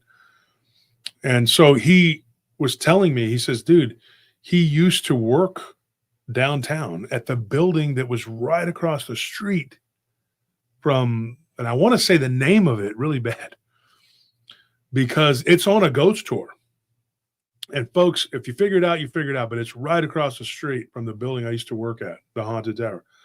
And it's a place, let's put it that way. And there was an area down at the bottom, the basement. And when I went on the ghost tour about 8 years ago with Nellie, they still had the chains and the shackles on the wall. That supposedly at one time, that's where they had slaves down there and they would chain them up. Jeez. Yeah. And they were still there. Like you go on the tour, it was like 8 years ago. And I'm like, what is that? And they're like, this is where we think that people were chained up, from the time of the slave. I was like, yeah. Or the people that own this place were just sadistic serial killers or, you know what I mean? Like, wouldn't be the first time Austin had some weirdos, whatever. Thank you for that donation. But it was just, I couldn't, it was like surreal to me. I was like, why are they, why don't they take these down? And then it kind of dawned on me, maybe they want it there for the tour or whatever. But that guy he used to work there. He was a waiter. And then there was another guy that used to be a bartender at the Caucus Club. And he was a bartender. There's a black dude. And he gave me story after story. And then that dude, that Korean guy told me the same thing. He said, when we were working there, dude, he goes, I went down there. They use it as a wine cellar, right? He goes, I go down there to get some wine. He's like, and something grabbed my ankle. He goes, and I fell. And he showed me and the other guard, Greg. He showed us a big old gash on his knee. He goes, and I cut my knee. He's like, and I couldn't help but think, his exact words. He said, I couldn't help but think that something wanted me to bleed. Like it wanted energy from his blood. And his own words.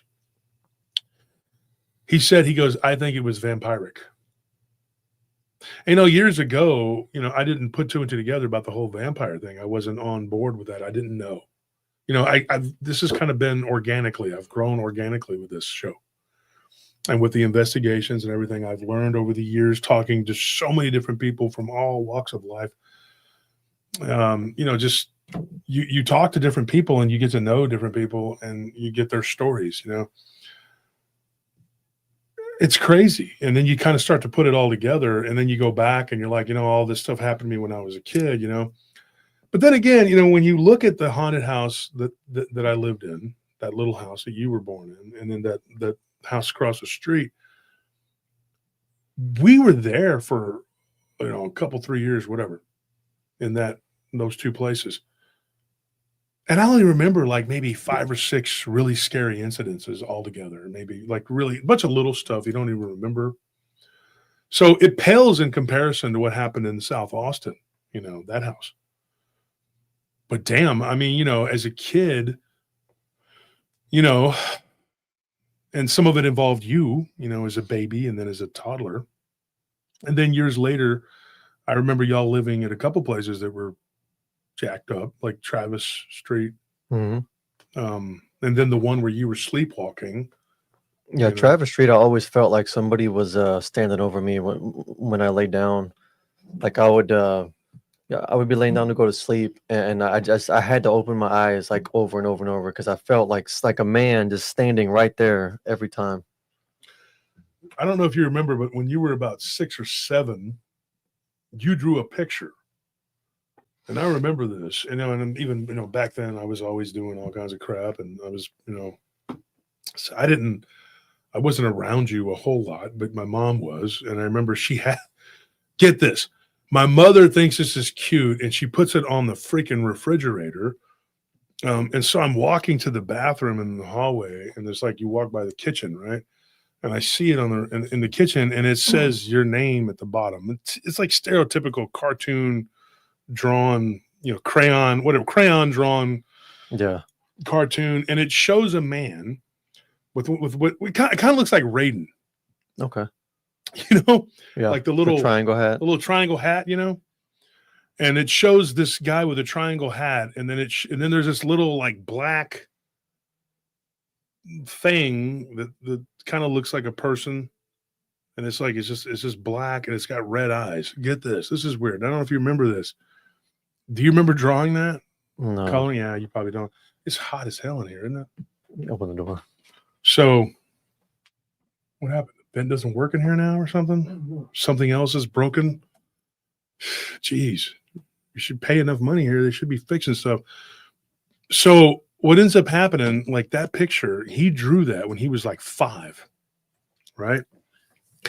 And my mom, I remember kind of trolling my mom about it. I said, "Oh, great, more wonderful art from the chosen one," until my other nephew was born. Then he became her favorite, the youngest. I know I used to draw and doodle a lot. He became the chosen one. Oh yeah, and both of y'all drew like shit, but she thought it was wonderful. And I'm kidding. You got better at it though as you got older, but you're obviously a little kid, and I'm not gonna lie, I was kind of jealous. I was just like, my mom never gave a shit about what I did. She's just like, I'd be like, "Look, Mom, I drew this." Yeah, whatever.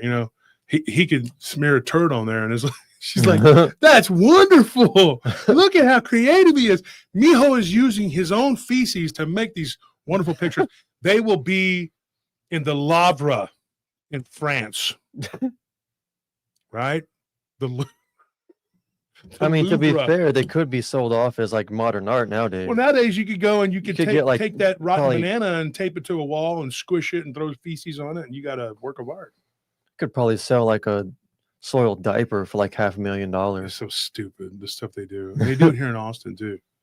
You just want to walk in there and slap all of them, dude. Shut up, get out. I want to burn it all, idiots. But no, it's so ridiculous. Like, okay, so I walk by and I see this picture, and I'm staring at it. And I remember looking at it, and I'm like, "What is that?" Because it kind of looked like I said, it had the little rice paddy triangle hat, like you see people in Asia wearing it, Mm-hmm. And I'm not being racist. I'm being honest. Like they'll be in the rice paddies and they'll wear that to cover their head, from the sun, And you see it, and you're just like, okay, there's a man with a rice paddy. What is that little dude right there? So the little dude looked demonic as hell. I don't know what it was. So then this dude comes over to eat dinner like a couple nights later. I'm like there, and I had the picture because my mom would change them out, and who knows where they went. So I took that one and I folded it up. So I put it in my pocket. I went over there to eat dinner. My mom was making enchiladas, and I go over there, and Nini, your mom is there. You're like 5, whatever. And I said, hey, Mijo, come here. Let me ask you a question. I pulled it out of my pocket. I said, can you tell me what that is? And you have these big giant eyes, a little bitty walnut head. What people don't realize is when a baby is born, their eyes are as big as they are when they're old and when they die. True story. The eyes don't change. The eyes are big because, and South Park shows you that. Yeah. The little kindergartens got the big old eyes, and their heads are bigger when they're 4th or 5th grade, and the eyes are the same size. Yeah. That's because it is, we, believe that it's like a mechanism to keep, because, it's cute. Look at this baby with the big eyes, and you don't want to hurt it, right? Even though you have psychopaths now that still do that. But so I said, Mijo, can you tell me? This is a true story. Let me tell you something, man. This was weird. I said, Mijo, Anthony, can you tell me what this is? And you're like, yeah. You don't proceed to tell me. You just tell me, yeah. You answer very, very left-brained child, became a very left-brained adult. So he was a little more creative when he was little, right? Yeah. And I said, can you tell me what that is? And you said, yep. I'm like, okay, well, can you tell me what it is? And you said, okay. I said, what is it? Remember that? Because your mom goes, you don't have to answer that. Like I'm interrogating him or something. I'm like, her and both of my sisters, you have to tell him. Just pretend like you don't know. I'm not interrogating your child. I'm asking what this is. I had a reason for it, partly to make fun. But let's be honest. I said, look, what is that? And he says, that's the man. I said, well, the man. Who is the man? He says, the man. That's all. You didn't go. You would annoy him, and I couldn't push because they were there like a bunch of hags, like I'm like like they're vultures, like Skeksis. Yeah. Don't get any answers. Yeah. I was like, look, man, there's something going on here. I'm trying to get the shit to stop. If you could help me. And so I said, well, what is that? What is this? I really thought you were going to say something completely different. So it kind of blew my mind when he imagined my surprise when he says, that's me. Wow. I said, What? yeah. So I look, do you not know this story? Mm. Okay. You don't listen. That's why I said, look, I said, Mijo, what is that? Who's that? He said, that's me. I said, that's a demon. And you look at me and you were like you were completely just like, oh no, I'm a demon. I said, I don't mean you're a demon, but that's, and even your mom was kind of like taken back by it. She was like, oh, what, that's you, Mijo? And he goes, mm-hmm. Well, I definitely think that something was on me during my childhood, the teenage years, especially. Hell yeah, it was. Like Look at what you were drawing. Yeah. And I'm going to tell you something, Anthony. I'm going to tell you what I think it is. And I'm going to say it right here on the show in front of everybody. 550 people and however many thousands of people are going to watch the replay. It started in that house.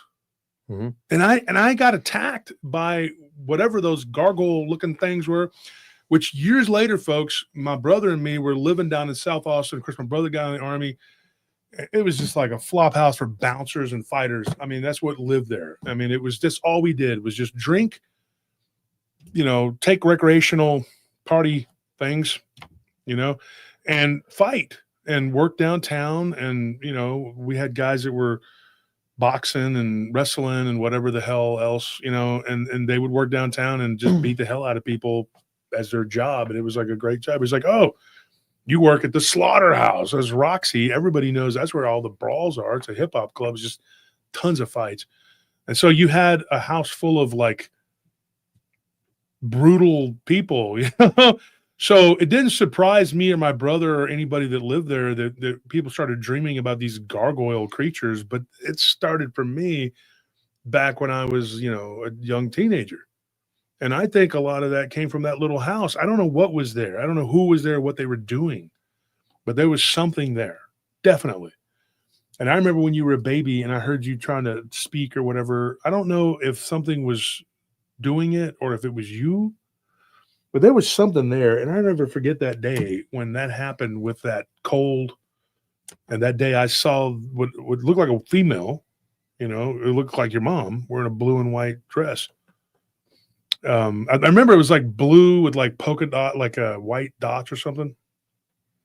And so there was something that was going on with that. And I remember because when you called your grandma and was babbling to her about the, whatever, that weird phone call you made. And you remember that. Yeah. Yeah. Yeah. Because I you were was sleepwalking. Yeah. And I told your mom. Go ahead. Oh no, I was saying because I remember I left I don't remember doing this, but I just remember I was at my grandma's house and I for some reason I guess I was just being nosy. I was playing the messages on our answering machine, and I heard a message from me at like 3 o'clock in the morning, like just saying like real sleepy, like grandma, I left my glasses at your house. I need my glasses, grandma. And I didn't even wear glasses at that time. I didn't have any. So it was just the weirdest But your thing. eyes were bad. Yeah. And that was when I was living at that house on Lexington. It's Lexington. Yeah. That one was creepy too. That's the one where I went to sleep on the couch after drinking and hanging out with your uncle, with one of your uncles and your dad and my brother. And D was, I don't know where he was. He was there with us, but I think he was asleep like in one of the other bedrooms, or he was asleep in the other recliner or whatever it was. And I remember waking up and you just being there looking at me with your eyes open, all like, and I was like, and you scared the shit out of me, man. I was sitting there and I was like, what in the hell is this kid doing, man? And I got up and then you followed me to the bathroom and I just turned around and you were just standing there in the hallway and I just closed the door. And I was like, what the hell? What is it with this kid, man? And I talked to your mom the next day and she had made like some, like, what is it called? Like chorizo and papas and stuff like that. She was making breakfast or something. Huevos. And I told her, I said, man, what is wrong with this kid? It's like, he's sleepwalking. She's like, he doesn't sleepwalk. I said, yes, he does. Yes, he does. I was like, there's something wrong. I told her, I said, there's something on him. I kept telling her that. And she was just like, no, I don't believe that. I was like, oh, don't believe it. Keep it up.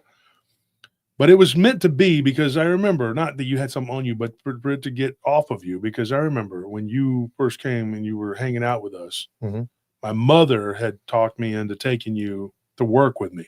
And I'll be honest, I wasn't thrilled about it. I was just like, and I'll be real honest, I've said this on the show before. I'm not saying anything you don't already know. I thought he was a weird kid. And I was like, I don't have time for weird kids being around my job site. Yeah, it was pretty weird. I'm not like, I don't dislike children, but I'm not like, I'm not like eager to be around kids all the time because they're, they're rambunctious, they're noisy. I mean, you didn't really shit, have an environment for children. I didn't. No, I had weapons and everything around. And I said, man, I don't, this kid around me, But by that point, you were older and you were like, you're a teenager. What were you, 16 or something? Yeah. 15, 16. And so my mom, I knew something was up because my mom called me and she's like, hey, I'm going to go to Nini's. And I'm sitting there going like, congratulations. That's very nice. Have fun. And she's like, I need you to go with me. I'm like living in South Austin, and I was like, I just moved from South Austin. Sorry, I wasn't living in South Austin. I was living up north, but I just moved. Still had stuff in the storage and I was moving some stuff. And I said, I kind of did that, and my mom was like, never mind. And I was like, okay, I'll go with you. She goes, no, that's fine. No, she did that, So I just showed up and I caught her as she was pulling out of the driveway. And I said, hey, I'm here. And she's like, okay. So I jump in the vehicle and she's like, well, I thought you had to work. I said, I got, because my brother, I said, D. She's like, okay.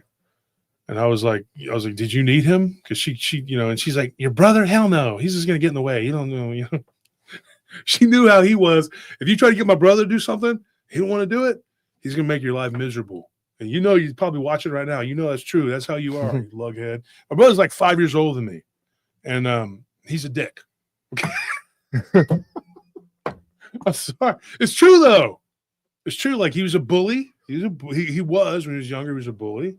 He was mean. He had a lot of anger issues. And he was, I'm going to be in a band and do drugs, drink, party till my liver just doesn't work no more. Yeah, that's what happens. You don't, there's a lot of people that can attest to that. And so he was that guy, you know. It's like, you know, and so he was irresponsible. Just whatever. I had to deal with a lot of shit, you know. So my mom was like, "Oh, you got to do stuff. Nobody calls anybody out on their bullshit. Just me. You got to deal with it." And if you think I'm salty about shit, I am. You know, I'm joking. I'm not even that mad about it. I'm just kidding. But anyway, seriously, like she was like, "Well, you know, yeah, just you. I just want you." So we're driving. What this has to do with, I'll tell you. So we drive out there. My mom is giving me this big old spiel from Austin to Taylor. It's 28 miles, whatever. And she's like, Nini's this way, and she's that way, and she's mean to Anthony. And I go, yeah, I know. She's like, you've been at the office. You've heard her talking really mean to him on the phone. You've said it yourself. And I'm like, I'm not getting, I started feeling like I was getting set up for like a fight or a trap. I said, nah, we going to Taylor. Why am I here? Because I'm going to fight with her? And she's like, no.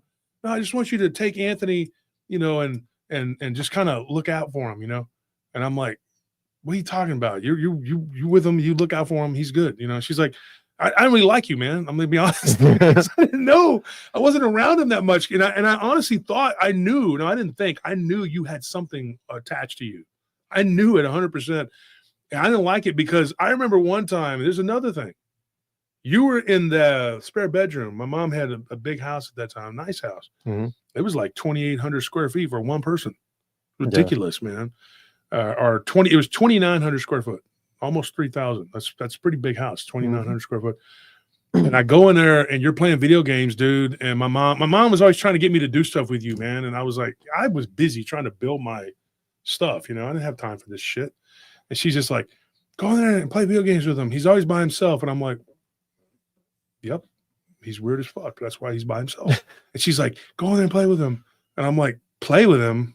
What are we gonna do? You know, like, this sounds weird. You want to go play with him, you know? She's like, go in and play with him. You know, I was like, what's he doing? He plays video games. That's all he does. So I go in there and I'm like, hey, buddy. You're probably like 13, 14. You're looking at the TV. You kind of look over at me and you're just like, and you just keep looking at the TV. Don't even blink. And I'm just like, I sat on the bed and I was like, you got another controller? And you're like, yep. You didn't grab it. You didn't go, hey man, play this game. Play this stupid game with me. I was just like, okay, well, I played this game with you, which I play video games too, man. Let's play a video game. Let's do this. He just sat there. And it was weird too, because sometimes there would be like this cold around you. And that day I felt it too. And I remember it was summertime, man. It was hot, but my mom had the AC cranked up. So I just felt this cold gust of wind. And, you know, kind of thing, it's probably from the vent. But I just remember that when you were a child and feeling that cold around you a couple times and thinking there's something around this kid. So when I felt that cold air blow on me, I was like, yeah, I'm good. I just walked out. I told my mom, I said, yeah, he don't want to play. He's in there playing grand shit auto, whatever the heck. He don't want to play with me, man. It's not a 2-player game. So I went back into the office and was, you know, doing stuff on the computer. Like I said before, I had an office with my mother, and he had that Furby in there that would make noise all the time. And then I picked it up. It had no batteries. So what was that? You know? So I'm in there and I'm like, I'm on the computer, whatever. And then you always did this too, creeping around like a spider, can't hear you. And I'm like this. I'm like, oh, you're just right there. And you're just standing there and you're looking at me and you're like, you want to play? And I'm like, at that point, I was just like, my mom was out of earshot, and I was like, no, I don't want to play. Get out of here, you know? And so you ran off. I felt bad after that. I was like, you know, he probably don't like me now because I told him I don't want to play with him, whatever. And so we were driving to Taylor, and my mother was trying to sell me on the idea that I needed to like rescue you from your stepdad, who was a dickhead, and your mom. But I wasn't interested in taking on the burden of a teenager. And so I was like, I told my mom, I was like, so we're basically going to go in here and I got to fight with Nini about this. She's like, no, I'm going to pick him up. I'm going to bring him home with me. And then you're going to take him to work with you because he gets bored just hanging out with me. I'm an old lady. She's like, you and your brother need to help me with them. I was like, first of all, that translates to now I got to only take care of my brother's bullshit. I got to take care of this kid's bullshit too. And my mom's bullshit. And my uncle's bullshit who lived with my mom. And my sister's bullshit. And the other sister's bullshit. And everybody's bullshit. That's what it translates to. Little did I know that it was a blessing in disguise and that God works in mysterious ways. And he then, when I got to the front steps, I was like, and my mom's looking back at me. She's got that big smile on her face. And I could never say no to my mom when she smiled all big because it didn't happen very often. I told my mom, I said, come here. I gave her a hug. I walked up the steps and I said a prayer. This is true. And I said, God, if it is your will, in the name of Jesus, help me to help this child because I knew that you had something on you. 100%, I knew it. I knew it. And I did not know. Honestly, it wasn't you. It was me. I didn't think I was strong enough spiritually or physically to overcome what was on you, to get it off of you. And it didn't happen overnight. It didn't happen overnight. But I went in there and I sat down and Nene she knew I was a gangster back in the day. I could be a good guy for a year or two. Yo, you got a business now, right? Yeah. What is it? Money laundering? No, I'm being a good person. Who are you beating up, strong arming? What are you doing? Nothing. I'm doing right. I'm doing what's right. She didn't care. She just looked at me as like, oh, you're a thug. You know, that's what they thought. And people thought that. And a lot of people still in Austin, like, oh, wolf. Oh, shit. You know, what's going on here? All right. So I start talking to my sister and it just kind of comes up naturally in conversation. My mother's like, hey, Wolf's working out by the lake. And she starts telling Anthony, have you been out there? And Anthony's like, no. And I was like, my mom's like looking at me like, like that's my cue, right? And I'm like, oh yeah, working out there by the lake. There's a lot of stuff to do out there. What the fuck is there to do out there? Not, I'm working. What am I supposed to do? Yeah. I said, yeah, because, it's real pretty out there. And, there's a lady I'm working for and she's got this big property. That's about it. There's not much else to do out there. You can sit in the truck and listen to, coast to coast or whatever. I don't know what the heck, what is there to do? Excuse my language, sorry for cousin, but I said, I don't know what the heck there is to do out there. So I told my sister, I said, look, he could come and stay with us for the weekend and I'll take him out there by the lake. And she didn't even like blink an eye or anything. She didn't go, because usually she would have been like, I don't want my kids hanging out with this thug ass dude. You know what I mean? That she knew how I was back in the day. Yeah. And she was like, okay. And then I knew something was up. So Anthony and my mom had gone to the truck or whatever, to the car. And I stayed there and I was talking to your mom. And I said, Nene, what's going on? Because she answered really quick. So I was like, is everything okay? She's like, yeah, everything's fine. It wasn't fine. Mm-hmm. It was your stepdad. Yeah. And he had put his hands on her and I didn't know it yet. And that was a bridge to cross. She didn't want me to find out about that. And he had put his hands on the kids. And I was like, okay. Me and him had a problem. I took care of it. I dealt with him. But, and I didn't do a bunch of stuff. Well, I did some. But I could have done a lot worse to this dude. I didn't tune him up because he needed to work. So I go to the car, I get in the truck, whatever, and I'm driving, and you were so quiet. Yeah. And I was like, so what do you do, man? I know you play video games. That's all I ever saw you doing. So you play video games? She said, yeah. Okay. I said, well, okay. So I thought I was going to be able to get away with just dropping you off at my mom's and then I could go out there for the weekend. Uh-huh. And then my mom was like, hey, she's like, take me home with you. I was like, I would take this kid with me, man, this weirdo. It's, no offense with that, but I didn't want to. And I said, man, I was like, and my Uncle Jaime was there. He's like, I already helped him pack his bag. And I was like, thanks, Theo. I appreciate that. Yeah. And then Jaime goes outside with me. It was me and my Uncle Jaime, right? Your great uncle. He's out there. He's smoking a cigarette. And he goes, look, mijo. He didn't have no teeth. He has teeth knocked out and fight. He was always fighting. He's like, look, mijo. He talked like that. Mm-hmm. I know you think this kid's weird as shit, and he is. All right. But he's got a real bad home life. All right. And you're an adult now. And I'm like, yeah, no shit. And he's like, you can't keep living like that. What you doing with all that? And I was like, I'm not even doing any of that anymore. And my uncle knew a lot because my uncle would hang out downtown and he knew a lot of stories about me. And he's like, well, I've heard a lot of stuff. I said, I don't care what you've heard. Those are the old days. I've literally given over a new leaf. I am a different person. He goes, and that's why God has called you. He's like, you need to help this young man. And I was listening to him and I was like, you really think so? Because I kind of felt that too, you know. He goes, yeah, now you're trying to run out without him going. I was like, the whole time of this thing, I'm thinking, where is his mom and dad at? Well, your dad could only see you a couple days a week. That was the problem. Yeah. And your stepdad was so just, you know, the way he was until I got a hold of his ass. And so then I told Jaime, I said, okay, you know, so I took you. You went out there to the lake that weekend. And that night, we had a lot of fun, man. We had a lot of fun. We found a tarantula and it jumped on Anthony's leg. And then he kicked it like a soccer ball. Yeah. And he was like, It went like rolling down the street. down the hill.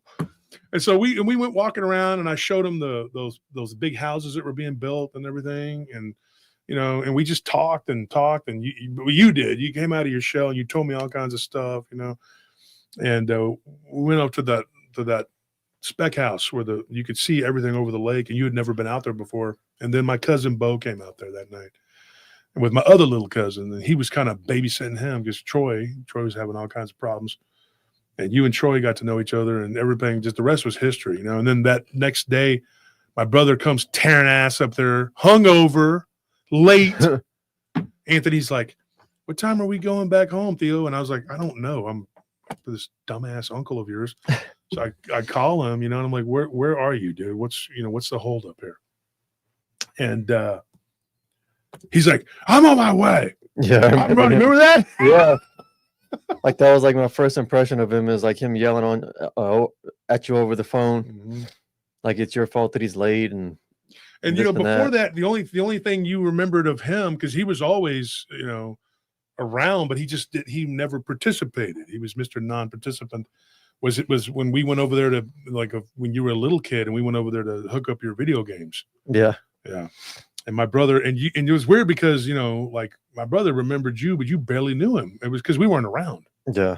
And that was by on purpose. I mean, because when you're in that kind of life, you don't want people knowing about your family because that becomes an Achilles heel. Yeah. And I saw many gangsters get hemmed up, getting in trouble by other gangsters getting caught because their family, they would go and they would mess with their families.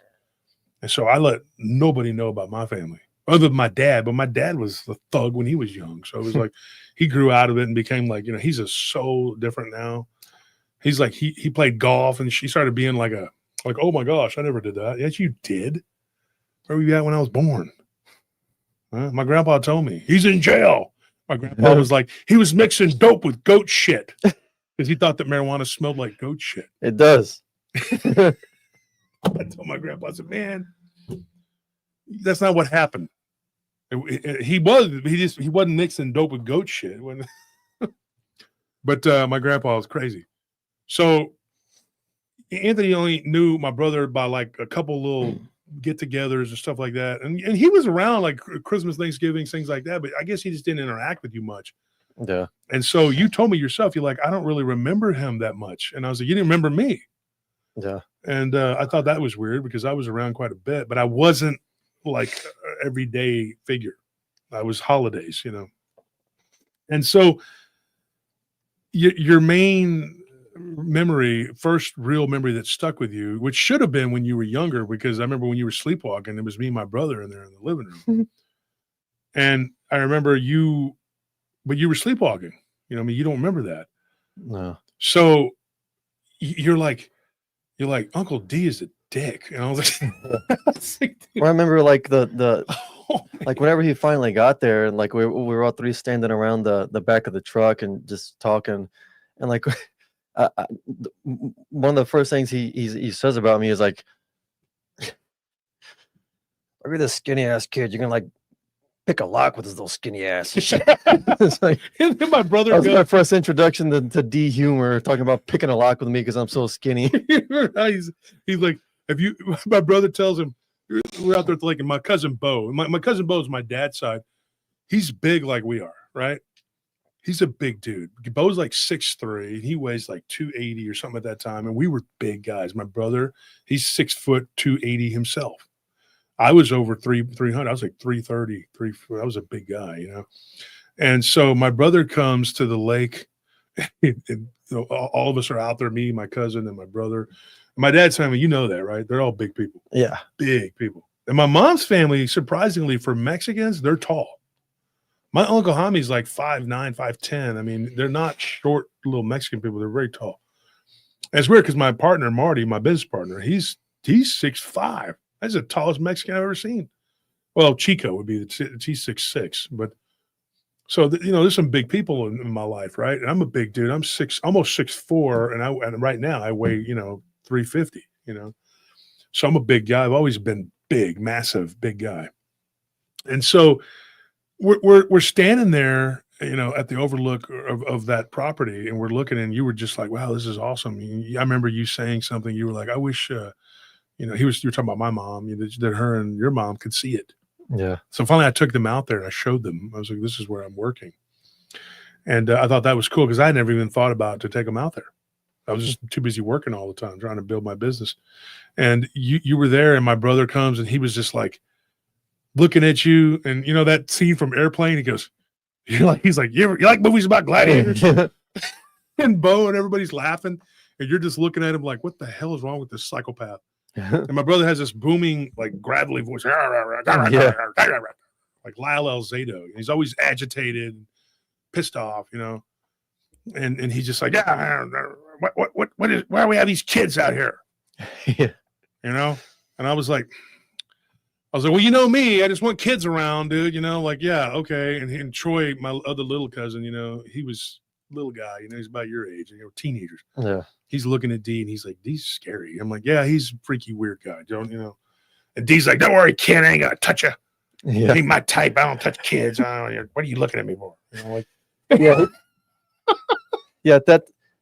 At that time, like he had no interest in like changing his like tone or personality to because kids are around. Like remember when Justin wouldn't eat that Philly cheesesteak, and D walks in and Justin's sitting there pouting because instead of chicken nuggets, he has a Philly cheesesteak, and he's like, I want chicken nuggets. Yeah. And then D walks in and is like, what the hell is your problem, kid? He's talking like Rorschach. Yeah, and then you were like, oh, Justin wants chicken nuggets and ketchup or something, but all he has to eat is a Philly cheesesteak. It's like, From Mondo's, best Philly cheesesteak ever. Yeah, he's like, I wish I had your problems, kid. What the hell problem did he have? Yeah, Hell, he was living off of me and Pete. What the hell? What's his problem? He's over there like he's got all these problems, See, there's D right there. He was always agitated. Yeah, he was always agitated. I'm your younger brother. I'm supposed to live off you, not the other way around. Damn. I got the raw end of the stick on there all the way around, the whole thing. But D goes in there, and I remember we go swimming or whatever, and he was good with kids in the pool because he would throw y'all, Yeah. and everybody be like, oh yeah, you D. And then he'd be like, oh yeah, get away from me, it bothered me. He went the kids around or whatever, and I didn't. It was just like it just happened, and then we ended up with Zane, and then all of his friends were around all the damn time, and they knew that I would go and take them to the pool or whatever, and I was always working. I was always tired, and they were always around, and they were just always, just loud, but you had to get used to it. And I had to accept it, and just be like, well, I guess this is my life now, you got to put on clothes. Can't hang out in your underwear no more. And he had that one kid that was his friend. What was her name? Brandy, whatever. And she would come over. What was that girl's name? I don't remember her name. But anyway, she would come over. And I had to start because he had a crush on that girl. Yeah. And he drove her nuts. And then she was just like, your nephew's mean. I'm like, not you, but Zane. Yeah. And then Tony came. And it was just like, how the hell did I end up?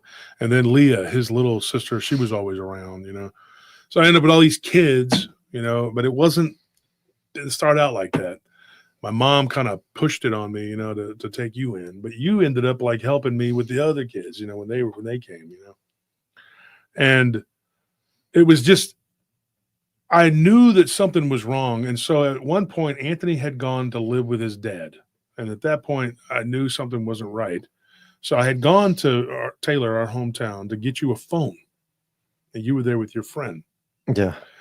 And this is when I really had to take a more active role in your life because I was still doing what I was doing and I didn't have time for it.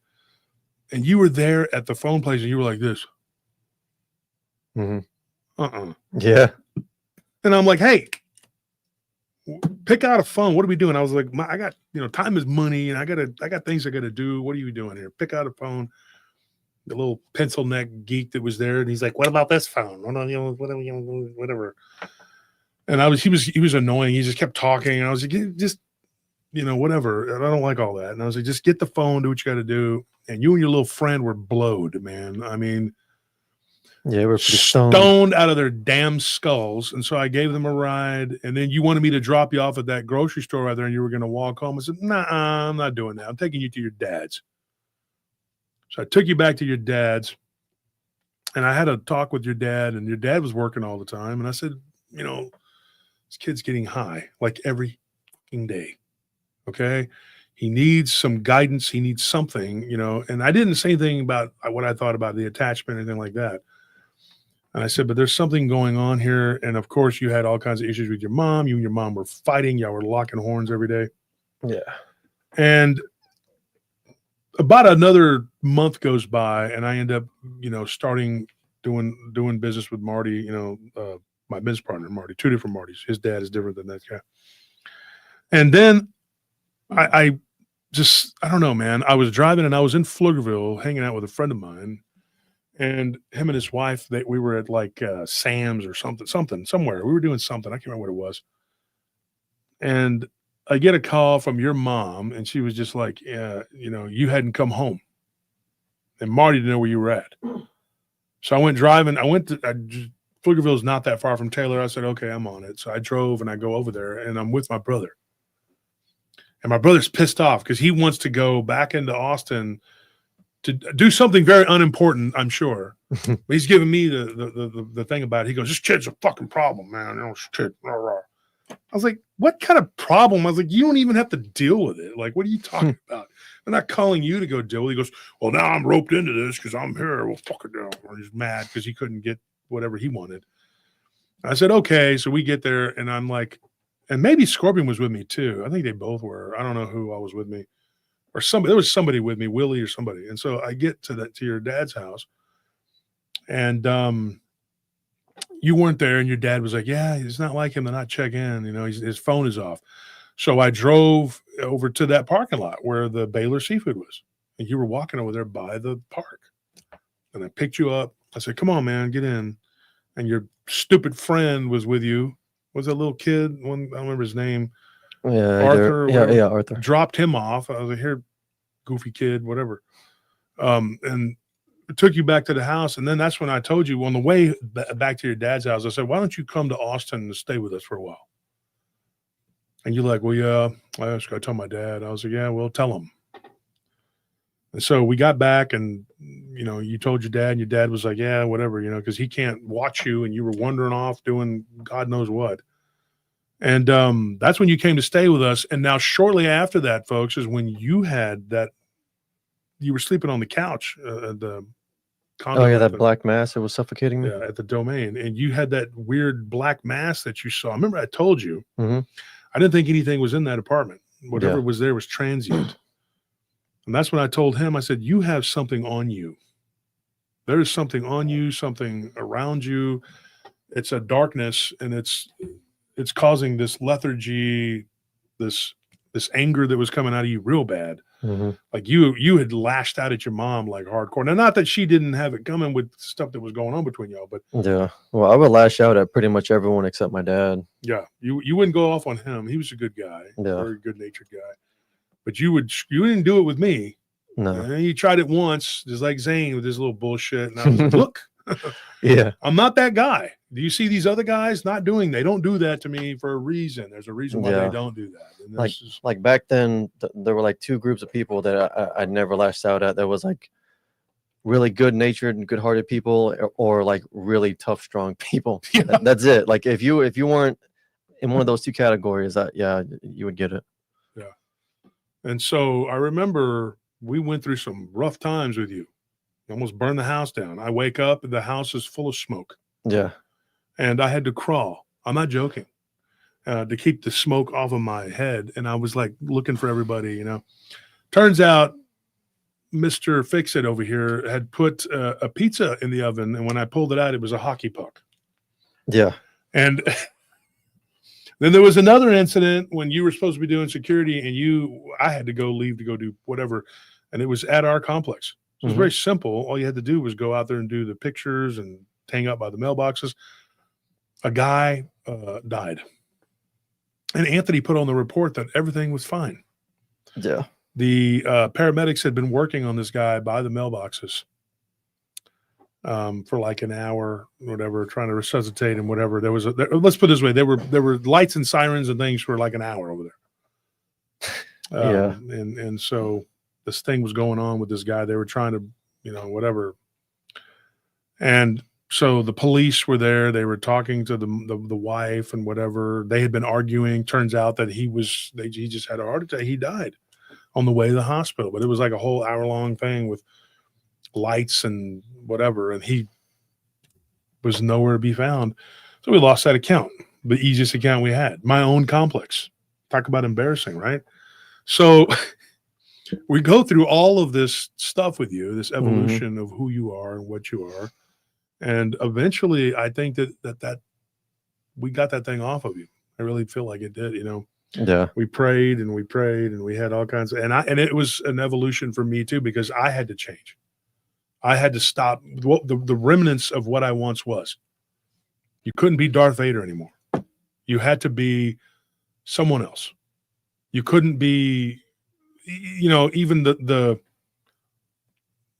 tainted past, whatever, no more of that. You couldn't have any of that around. Now, he grew up around my guys from the old days, and they would tell him all kinds of crazy stories.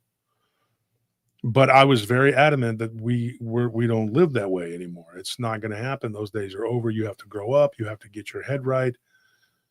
Gave my life back to Christ like it was supposed to, but I had to eventually give the last vestiges of that past had to be swept away. And once and for all and for good. And I think that you coming into my life at that time was the final linchpin. I mean, that was the final piece that needed to be in place to hey, you're a different person, be a different person.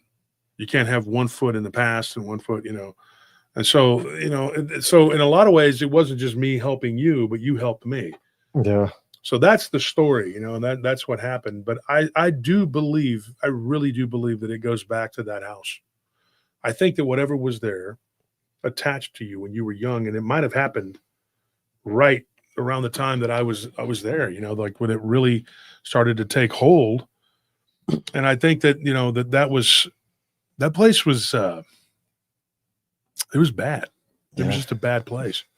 I remember finding this old video, like this old home movie of it's like my 4th or 5th birthday party, and it was at the Mr. Gaddy's in Taylor. And oh yeah, the one where you were growling at people and acting weird. Yeah, like that. Yeah, because it was like this magician making balloon animals doing tricks, and I mean he was a clown. No, not in that video. That guy was just a magician. Because you had one birthday party where there was a clown. Yeah. But you didn't like him. But in this video, I was growling at the magician. Like I'm like, he wasn't doing anything. He wasn't being creepy. He was just trying to entertain kids. And I hear this. It's like this mean, like nasty growling, and then the camera turns and it's me doing it at him. I'm like, man, like I creeped myself out. I was like, man, I was like, I can't believe how weird I was. Dude, you were a creepy little ass kid, dude. But I mean, like that, it's like you said, like I think that it's the result of like something just like being on me, I mean, especially like I think it all came to a head when I was like a teenager. Like you go through puberty and like it's a really confusing time in a young man's life. And I mean, like the sad part about me, like in my teenage years, like smoking a bunch of weed, is that like I didn't even like it. I never even really enjoyed it. Yeah, I knew you were just doing it because those other knuckleheads were doing it, and you went along with the crowd. Well, that too, but like it was like, it's not that I enjoyed it. It's just that it was not as miserable, I guess, as my home life at the time. So it's just like, well, you trade one misery for another, the lesser of two evils, I guess. And when you had that La Llorona. Yeah. You heard that. And that was over there by Uncle Butch's place. Yeah. Over there by my dad's brother. And what's crazy, though, about that is that Trey and Clayton, my cousins on my dad's side, they had heard that thing many times out there. So you heard it that night. And it was always when y'all were doing something bad. Yeah. Them little Yeah, shits because were we went doing- out there they were to doing bad to stuff get too. high, and then it was in the middle of the night, and that's when we heard it. Like before we even started doing what we were doing, we were all laughing around, and then one person hears it and he's like, "Hey, shh, shut up, shut up." And then we all shut up, and we heard that this woman like just sobbing and bawling, and like we're all Hispanic, so we knew what that was, and we got out of there real Yeah, quick. because the that's a crap out of us. very common thing, and it's right there by that creek. I remember my little cousins on my dad's side. I mean, they've told you, Yeah. when we were at Emily's wedding, that's my other cousin, their sister, and they were talking about this. I was always let's put it this way. On both sides of the family, I was always that guy. I was the cousin. They always could depend on me. Yeah. When Travis, my cousin on my dad's side, when he got, really sick and had the Crohn's disease, whatever, he wanted to see me because we didn't know he was going to make it. And I took him a Dallas Cowboys helmet, cheered him up, Yeah. And you'd be shocked at how many people don't go and see people when they're in that kind of a state. You got to go take care of people, Yeah. And then I nearly died in 2018. It was horrible. I was in there for 9 days in the ICU. That's a whole nother story. But yeah, and I had a lot of people that came and saw me, family, friends, and I'm grateful. Like friends from when I was a kid, like Jeff. Yeah. The electrician is still our friend to this day. I mean, I have friends from way back that are still friends of mine. And it's funny when these doofuses that come at us, they're like, we know people from his past. I don't give a shit who you know. They're going to tell you whatever they're going to tell you, and I don't give a crap. Well, we're open books. Yeah, I don't shy away when somebody asks me for an interview and I go on someone else's show. I'm not like, I'm here to act different. You're going to get the same guy that's on this damn show as you're on that show. You're going to get the same guy who, it doesn't matter if I'm interviewing somebody or if I'm up here talking or it doesn't matter. You're going to get the same guy. My day-to-day life, the people I deal with, I swear to you, it's the same. I'm the same guy, and I will always be that guy. My clients that I've had, some of them I've had for 2 decades, go ahead and tell them this crazy, goofy shit you're coming up with. You think they give a shit? No, they care about the bottom line. Wolf and his guys get it done. That's it. That's all they care about. They don't give a crap what your opinion is of a stinky old man at the Marriott that we don't have. Dream up whatever you want in your own freaking mind, Magpie. It's not going to change anything with your low jack ass. Low jack means low IQ jackasses. Low jack. That's what you are. You're a bunch of low jacks. You put all your IQs together, it wouldn't equal half of mine. And so that's your problem. That's your problem. And that will always be your problem. And people are going to gnash their teeth and others are going to jump for joy. But the fact is that I'm up here and I'm doing what I do and you're not. That's your problem. This community, we have tried to bring it together. Like we made headway. We had 2 amazing conferences. A lot of people showed up, had a great time. I signed hundreds of books. You're so angry. You're so bitter. And it doesn't change the time of day. It doesn't change the price of rice in China. What you think or what you do. You could go and get the skin tags removed off of your, I saw somebody posted that. I was like, that's so crazy. It's nasty. Go deal with that. Go deal with all those problems you have. Your health problems. Maybe you should look at that instead of Do a worrying parasite cleanse. Parasite cleanse. Whatever you got to do. But like I said, we're going to be here. And today we just told you the origin of, how Anthony ended up, kind of being in my life, whatever. It was very, just kind of happened. Yeah. I mean, I didn't really take a very active interest in your life when you were young. I wish I would have. I wish I would have stopped trying to work all the time. I've always been I kind of indicted my parents on their working all the time because they're from that boomer generation. Mm-hmm. And I'm a Gen Xer and I'm always like latchkey kid, angry, whatever. Parents working all the time. Brothers and sisters all older than me and just, always had to deal with that shit, And I Scorpion, if he did a parasite cleanse, he'd die.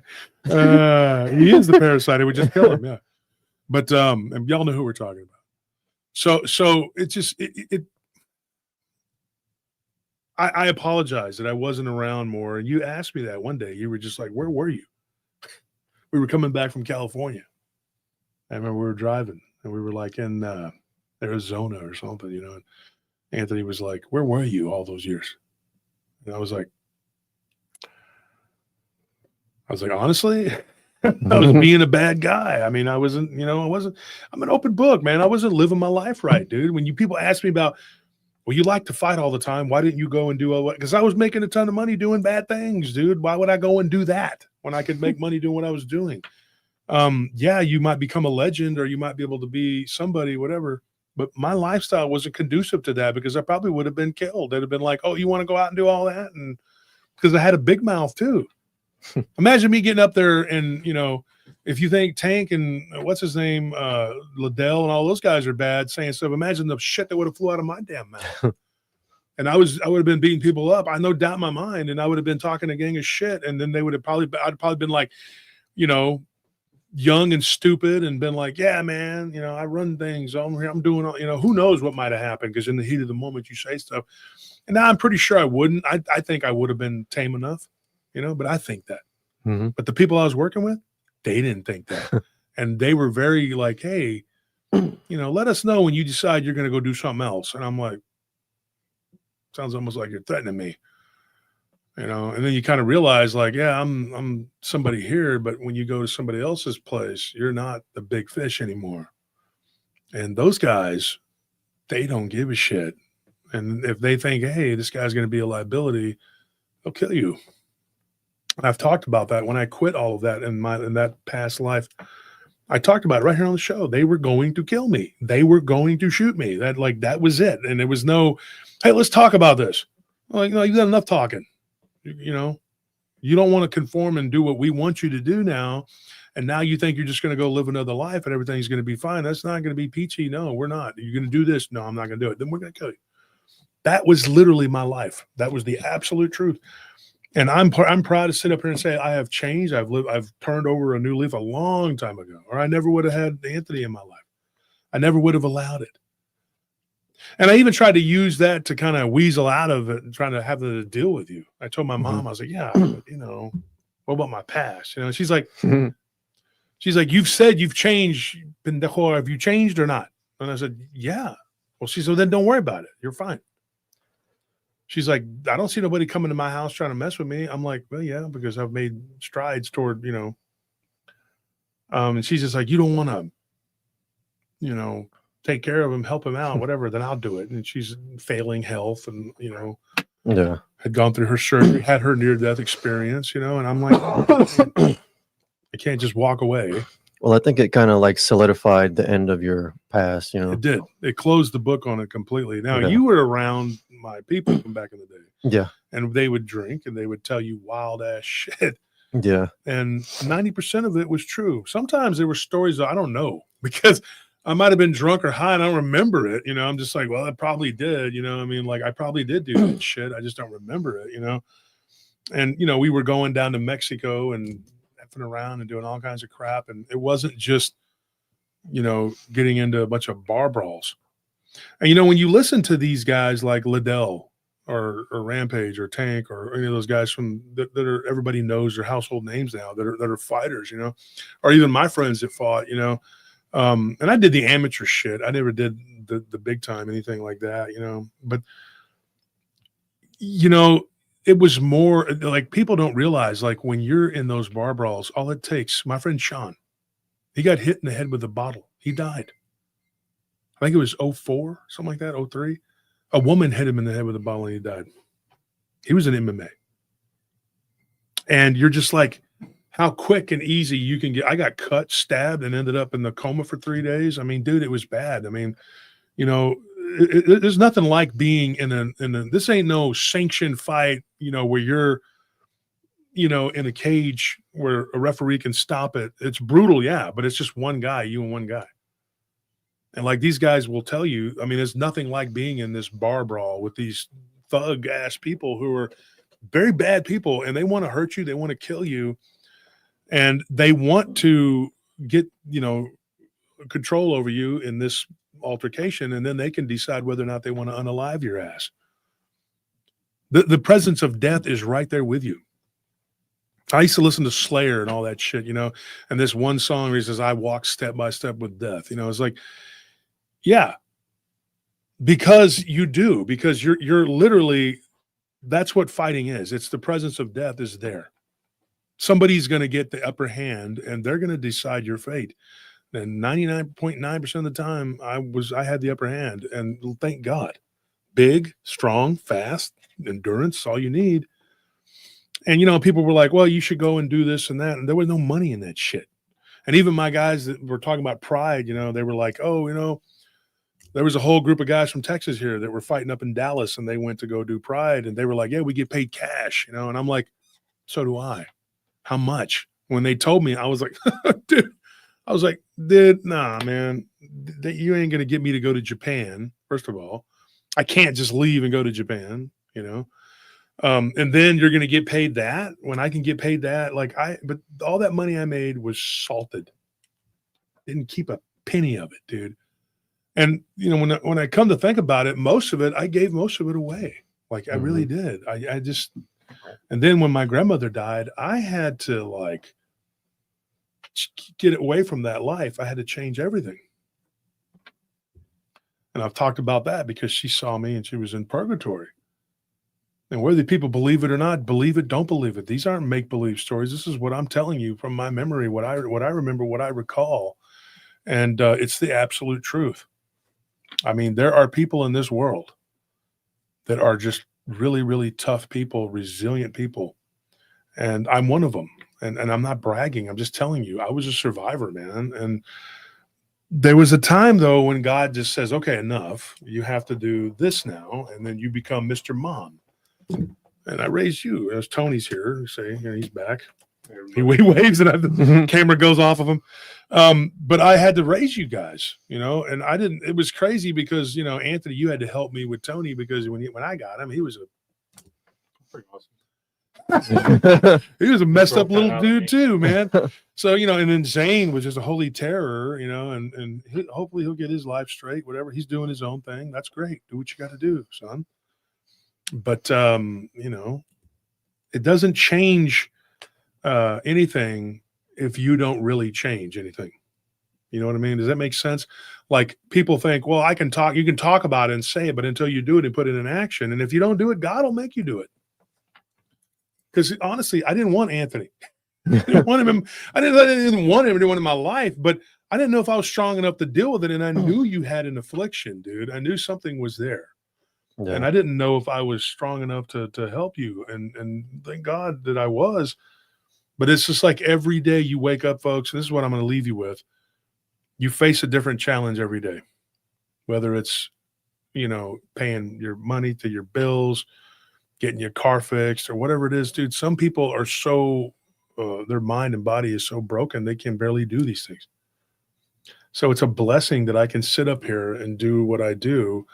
And the road that I took to get here was very unorthodox. It was not a normal life whatsoever.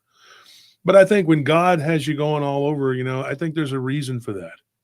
And eventually he reins you in and says, look, son, you have to do this. And this is what you have to do. Nothing against people who've been boxers, fighters, whatever. But I don't think I would be the person I am today if I would have done that, or if I would have stuck with football or any of the other sports I was into.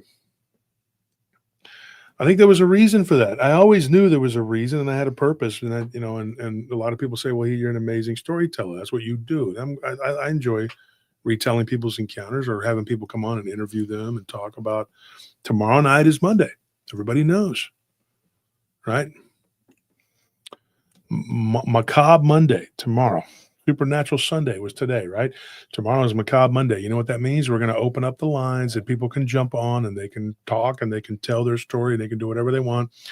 We had 10, 12 people in there last weekend or last Monday telling their encounters, and they'll do it again tomorrow. Then Tuesday night, we'll drop a podcast episode. Now, I want to publicly say this, and I want to say this from the bottom of my heart. I apologize for last Tuesday's podcast. Feel free to timestamp that shit. Okay. I never say that.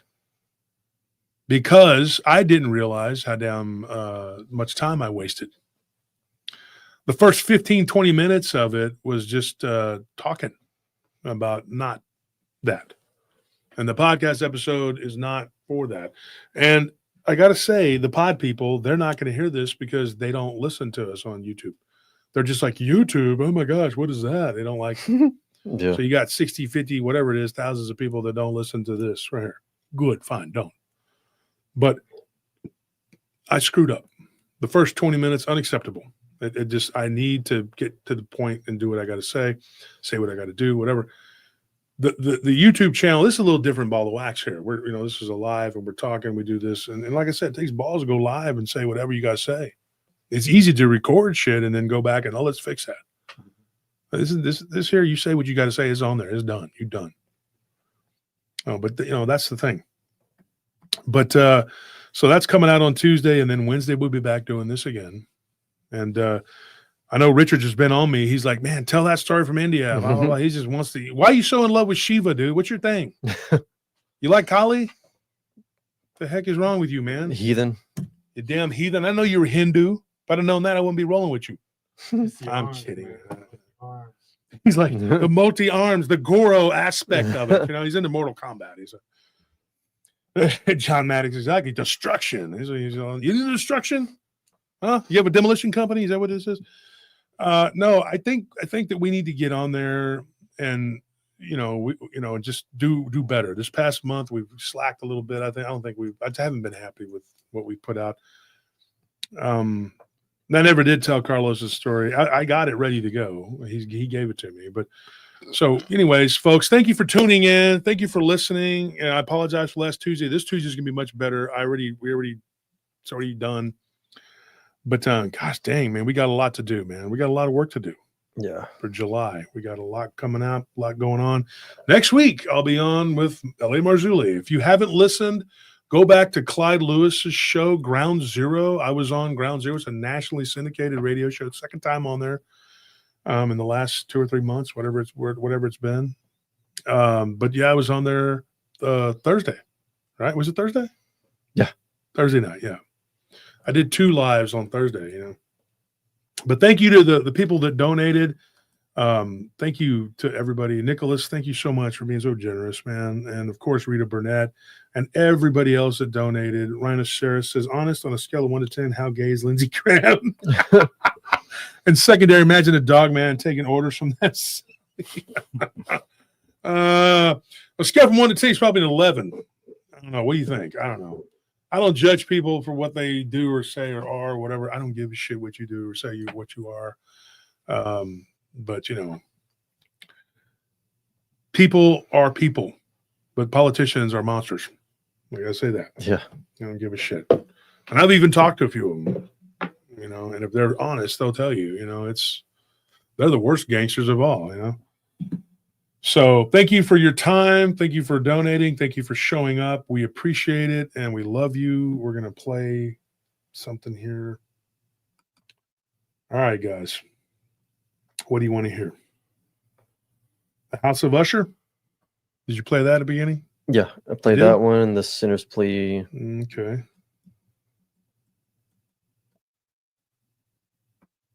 What do we play here?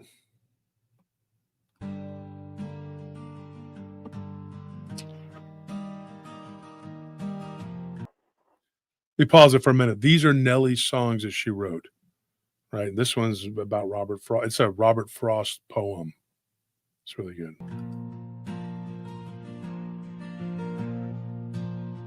As I travel this life alone, 2 paths both unknown, for what already has this life shown. The first step I diverged from normalcy, no paper cut out life for me. I did it my way, not much more to say.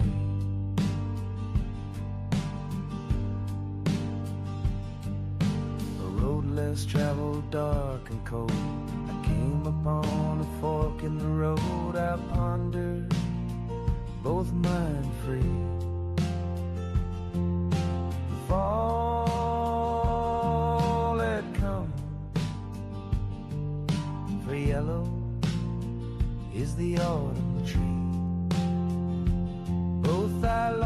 travel, for I'm but one. I could not sleep, for both were bent, the overgrowth and canopy.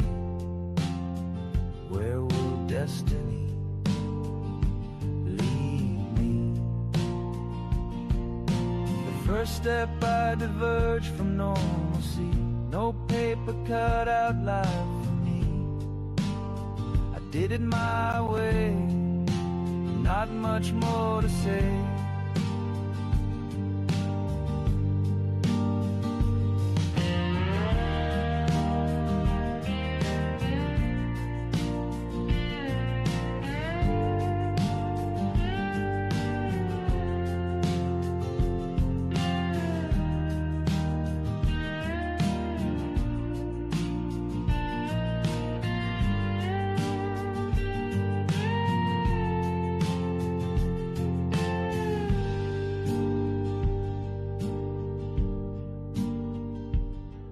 I began my journey on the road less traveled. Regret haunts me at times, looking back wondering where the other path myself would find.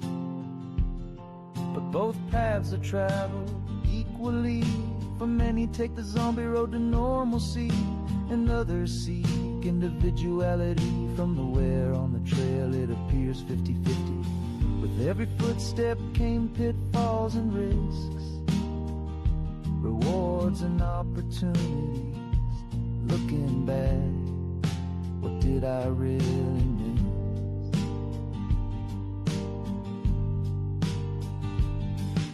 The first step I diverged from normalcy. No paper cut out life for me.